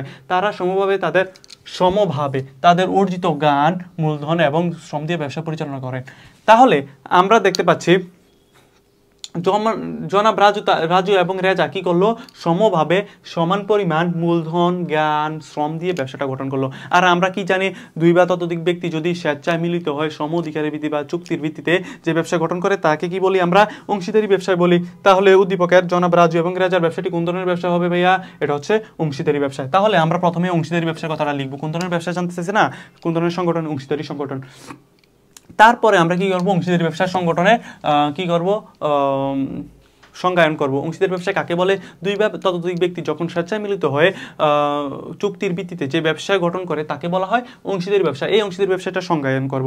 তারপর 3 নাম্বার পয়েন্টে আমরা কি করব, এই যে মিস্টার রেজা এবং রাজু কি করলো, রাজু সম অধিকারের ভিত্তিতে বা সমঝোতার মাধ্যমে কি করলো, সমান পরিমাণ মেধা, জ্ঞান, শ্রম, অর্থ দিয়ে কি করলো, ব্যবসাটা গঠন করলো। আর আমরা এটা উদ্দীপক থেকে লিখবা, বাকি অংশটা কি লিখবা, যেহেতু আমরা জানি অংশীদারি ব্যবসার শর্ত অনুযায়ী অংশীদারগণ সমান অধিকারের ভিত্তিতে, চুক্তির ভিত্তিতে তারা কি করে, ব্যবসায় সমপরিমাণ অর্থ ব্যয় করে এবং মুনাফার অংশ সমপরিমাণ পেয়ে থাকে। তাহলে আমরাও উদ্দীপকের দায় দায়িত্ব মুনাফা সমানভাবে ভোগ করে। যেহেতু আমরা উদ্দীপকের ঘটনায় আমরা কি দেখতে পেলাম, রাজু এবং রেজার মধ্যে যে সমতার ভিত্তিতে মূলধন এবং শ্রম দিল, তাহলে এটা হচ্ছে অংশীদারি ব্যবসার বৈশিষ্ট্যের সাথে সামঞ্জস্যপূর্ণ এবং এই কারণে আমরা বলতে পারি, সুতরাং আমরা বলতে পারি যে উদ্দীপক উল্লেখিত রাজু এবং রেজার প্রতিষ্ঠানটি অংশীদারি ব্যবসার অন্তর্ভুক্ত। এভাবে আমরা প্রশ্নটার উত্তর দিব। তারপর আমরা 4 নম্বর প্রশ্ন আমাদেরকে যে জিনিসটা জানতে চেয়েছে সেটা হচ্ছে, সমতার ভিত্তিতে একই শ্রেণীভুক্ত মানুষ গড়ে তোলা সংগঠনটি কোন ধরনের। তাহলে আমরা যদি দেখি, অন্যদিকে একই এলাকায় সমতার ভিত্তিতে একই শ্রেণীভুক্ত মানুষ আরেকটি ব্যবসায় গড়ে তোলেন। এর ফলে উক্ত এলাকার মানুষের জীবনযাত্রার মান উন্নয়ন সহ ব্যবসা সংগঠনের সদস্যদের মর্যাদা বৃদ্ধি পায়। তাহলে আমরা যখন দেখি কতিপয় বা কিছু সমমনা সমশ্রেণীর মানুষ একত্রিত হয়ে যখন মুনাফা অর্জনের উদ্দেশ্যে বা পারস্পরিক অর্থনৈতিক কল্যাণের উদ্দেশ্যে যে ব্যবসা গঠন করে তাকে বলা হয় আমরা সমবায় সমিতি। যেহেতু একই শ্রেণীভুক্ত সমতার ভিত্তিতে মানুষ ব্যবসাটি গড়ে তোলে এবং জীবনযাত্রার মান উন্নয়ন করে, অর্থাৎ অর্থনৈতিক উন্নয়নের জন্য ব্যবসাটি গড়ে তোলে, তাহলে এটা কোন ধরনের সংগঠন, এটা হচ্ছে সমবায় সমিতি। তাহলে আমরা এটা লিখি, সমতার ভিত্তিতে একই শ্রেণীভুক্ত গড়ে তোলা সংগঠনটির ধরন উল্লেখপূর্বক তোমার মতামত বিশ্লেষণ করো। তাহলে আমরা কি করব, প্রথমে সমবায় সমিতিতে এটার ধরনটা আমরা কি করব, উল্লেখ করব। প্রথম অংশে আমরা কি করব, সমতার ভিত্তিতে একই শ্রেণীভুক্ত মানুষ গড়ে তোলার সংগঠনটি হচ্ছে সমবায় সমিতি। তারপরে হচ্ছে আমরা কি করব, 2 নম্বর অংশে সমবায় সমিতির সংজ্ঞায়ন করব। কিভাবে, সমবায় সমিতি কি, কতিপয় সমশ্রেণী বা সমমনার লোক একত্রিত হয়ে নিজস্ব বা পারস্পরিক অর্থনৈতিক কল্যাণের জন্য যে ব্যবসা গঠন করে তাকে বলা হয় সমবায় সমিতি। এই সমবায় সমিতির মাধ্যমে কি হয়, কয়েকটা বৈশিষ্ট্য আমরা দিব। তারপর হচ্ছে উদ্দীপক থেকে আমরা 3 নম্বর পয়েন্টে আমরা কি করব, উদ্দীপক থেকে সরাসরি যে যে গ্রামের মানুষগুলো যে ব্যবসাটা গড়ে তুললো এই বিষয়টা আমরা নিয়ে আসব। 3 নম্বর পয়েন্টে এই অন্যদিকে একই এলাকার যে ব্যবসাটা এন থেকে এতটুকু নিয়ে আসবো। তারপর ব্যাখ্যা করব যে এই যে কার্যক্রমটা এটা কিভাবে সমবায় সমিতির সাথে সামঞ্জস্যপূর্ণ, এই বিষয়টা আমরা ব্যাখ্যা করব। কিভাবে ব্যাখ্যা করব,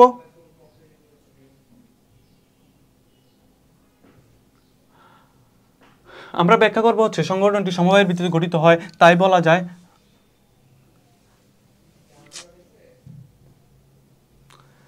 তাছাড়া সদস্যদের পারস্পরিক কল্যাণ সাধনের সাথে একযোগে কাজ করে, তাদের জীবনযাত্রার মান উন্নয়ন হয়, সামাজিক মর্যাদা বৃদ্ধি পায়, তাই বলা যায় সমবায় সমিতিটি একই শ্রেণীভুক্ত মানুষ হয়, তাদের সংগঠনটি হচ্ছে সমবায়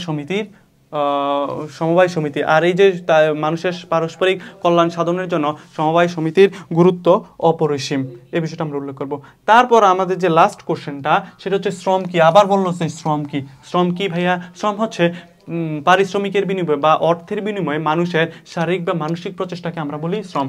তারপরে বলছে হচ্ছে সংগঠন উদ্দেশ্য কেন্দ্রিক। সংগঠন উদ্দেশ্য কেন্দ্রিক কেন বলা হয়েছে? এখন আমরা কি করব, সংগঠনের প্রথমে আমরা সংগঠনের সংজ্ঞায়ন করব, সংগঠন কি, সংগঠনের সংজ্ঞা দিব, তারপর হচ্ছে উদ্দেশ্য কেন্দ্রিক কেন। সংগঠন একটা নির্দিষ্ট উদ্দেশ্য সাধনের জন্য তাদের তাদের উদ্দেশ্য সাধনের জন্য উৎপাদন উপকরণগুলো সংগ্রহ করে, তা সংরক্ষণ করে, তা কাজে লাগায় এবং উদ্দেশ্য পালনে সচেষ্ট থাকে। উৎপাদনের সামগ্রিক উপাদান, শ্রম এবং অমানবীয় উপাদান ভূমি মূলধন একত্রিতকরণ করে, তারপর এগুলোকে পরিকল্পনা অনুযায়ী কাজে লাগায়, কিভাবে কাজ করতে হবে, কখন করতে হবে প্রভৃতি পর্যালোচনা এবং নিয়ন্ত্রণ এবং লক্ষ্যের দিকে প্রতিষ্ঠানকে এগিয়ে নেওয়ার তাদের উদ্দেশ্য থাকে। অর্থাৎ সংগঠনের মাধ্যমে লক্ষ্য এবং উদ্দেশ্য অনুযায়ী মানবীয় এবং অমানবীয় যে উপাদানগুলো আছে এগুলো কি করে পরিচালনা এবং নিয়ন্ত্রণ করে থাকে। কেন? একটা নির্দিষ্ট বা সুনির্দিষ্ট উদ্দেশ্য সাধনের জন্য। এই কারণে আমরা বলি সংগঠন একটি উদ্দেশ্য কেন্দ্রিক। তারপরে যে অংশটা প্রশ্ন সেটা বলা হচ্ছে উদ্দীপকের জনাব কামাল কর্তৃক আমদানিকৃত অত্যাধুনিক জুস মেশিনটি উৎপাদনের কোন উপকরণের অন্তর্ভুক্ত? আচ্ছা দেখি, যদি জনাব কামাল চাঁপাইনবাবগঞ্জে একটি ম্যাঙ্গো জুস কারখানা স্থাপন করেছেন, এই জন্য তিনি চীন থেকে 2 কোটি টাকা ব্যয়ে একটি অত্যাধুনিক মেশিন আমদানি করেছেন। 2 কোটি টাকা ব্যয়ে অত্যাধুনিক মেশিন আমদানি করেছেন। এই যে আমদানিটা করলো, এই মেশিনটা এটা কোন ধরনের উপকরণের অন্তর্ভুক্ত? এটা হচ্ছে মূলধনের অন্তর্ভুক্ত। কেন মূলধনের অন্তর্ভুক্ত? মূলধনের অন্তর্ভুক্ত তাহলে আমরা কি দিব? প্রথম অংশটা দিব হচ্ছে এই যে মূলধনের অন্তর্ভুক্ত, এটা দিব আমরা জ্ঞানমূলক। 2 নম্বর অংশ হচ্ছে মূলধন কি, মূলধন কাকে বলে, এই মূলধনের সংজ্ঞায়ন করব। মূলধন কি? মূলধন হচ্ছে মানুষের আয় বা উপার্জনের ওই অংশ যা মানুষ ভোগ বা ব্যবহার না করে পরবর্তীতে উৎপাদনের কাজে ব্যবহার করে, তাকে বলা হয় এই মূলধন। মূলধনের সংজ্ঞায়ন করব এবং মূলধনের 2-1টা বৈশিষ্ট্য আমরা দিয়ে দিব। 3 নম্বর অংশে গিয়ে আমরা কি করব, এই যে জনাব কামাল কি করলো জুস উৎপাদনের জন্য যে মেশিনটা 2 কোটি টাকা ব্যয়ে যে মেশিনটা কিনে নিয়ে আসলো, এই উদ্দীপকটা আমরা লিখব। তাহলে এই যে মেশিন বলো, তারপরে বলে দালান কোঠা বলো, যন্ত্রপাতি বলো, এগুলো কিসের অন্তর্ভুক্ত? মূলধনের অন্তর্ভুক্ত। কারণ এই সব কিছু উৎপাদন কাজে ব্যবহৃত হয়। কামালের আমদানিকৃত মেশিনটিও জুস উৎপাদন কাজে ব্যবহৃত হয়। এরপরে কনক্লুশন দিয়ে দিবা। সুতরাং জনাব কামালের চীন থেকে নিয়ে আসা মেশিনটি কিসের অন্তর্ভুক্ত? মূলধনের অন্তর্ভুক্ত। তারপরে চতুর্থ কোশ্চেন এবং লাস্ট কোশ্চেন যেটা আছে, এটা বলা হচ্ছে যে জনাব কামাল ব্যাংক থেকে ঋণ গ্রহণের মাধ্যমে যে সিদ্ধান্তটি নিয়েছে উদ্দীপকের আলোকে তার যৌক্তিকতা মূল্যায়ন করতে বলা হয়েছে। তাহলে কি ধরনের সিদ্ধান্ত নিয়েছে আমরা একটু দেখি। যদি বর্তমানে উৎপাদনের মাত্রায় তার পক্ষে বাজারে চাহিদা মোতাবেক পণ্য সরবরাহ করা সম্ভব ছিল না, তাই তিনি কারখানা সম্প্রসারণের লক্ষ্যে আরেকটি মেশিন আমদানি করার পরিকল্পনা করছে। এই জন্য তিনি 2 কোটি টাকা ঋণ নেওয়ার সিদ্ধান্ত নিয়েছে। তাহলে এই যে সিদ্ধান্তটা নিয়েছে এটা যৌক্তিকতা, এটা কি যৌক্তিক না অযৌক্তিক, এটা তোমাকে মূল্যায়ন করতে বলা হয়েছে। এখানে তোমাকে স্বাধীনতা দিয়েছে, তুমি যদি বলে অযৌক্তিক তাহলে নাম্বার দিতে পারতো। তাহলে আমরা বিশেষ করে এনে যৌক্তিক দেই। কারণ কি, যখন আমাদের পণ্যের চাহিদা বৃদ্ধি পায় তাহলে কি করতে হবে? আমাদের উৎপাদন বৃদ্ধি করতে হবে। উৎপাদন বৃদ্ধি করতে কি প্রয়োজন ভাইয়া? উৎপাদন বৃদ্ধি করতে আমাদের মূলধন প্রয়োজন। আমরা কিভাবে মূলধন পাই? 2টা অংশ, হয়তো নিজস্ব তহবিল নয়তো ঋণ করে। যেহেতু নিজস্ব তহবিল বলতে কিছু নেই অথবা নিজস্ব তহবিল পর্যাপ্ত পরিমাণ নেই, তাহলে কি করতে হবে? আমাদের ঋণ করতে হবে। এই ঋণ করতে গিয়ে আমরা কিসের দ্বারস্থ হই? হয়তো আত্মীয় স্বজন নয়তো ব্যাংকের কাছে। তাহলে ব্যাংক ঋণ নিয়ে আমরা কি করতে পারি? প্রয়োজনীয় পণ্যটা অর্থাৎ মেশিনটা কিনে আমাদের যে চাহিদা অনুযায়ী পণ্যটা উৎপাদন করতে পারি। এতে করে ব্যবসায় উৎপাদন বৃদ্ধি পেলে মুনাফা বৃদ্ধি পায়, বিক্রয় বৃদ্ধি পায়, এগুলো করতে পারি। তাহলে আমাদের যে যৌক্তিকতাটা এভাবে আমরা উপস্থাপন করব। প্রথমে বলবো আমরা যে এই সিদ্ধান্তটি যৌক্তিক। তাহলে আমরা কি মূলধনের সংজ্ঞায়ন করব, মূলধন কাকে বলে এটা লিখব। তারপর যে উদ্দীপকের কাহিনীটা, যে তিনি যে সিদ্ধান্তটা নিয়েছেন যে 2 কোটি টাকা ব্যয়ে আবার নতুন একটা মেশিন কেনার যে সিদ্ধান্তটা নিয়েছেন ব্যাংক ঋণ নিয়ে, এই বিষয়টা আমরা নিয়ে আসবো। তারপর চতুর্থ অংশে আমি যে একটু আগে বললাম যে কেন আমরা ঋণ নেব।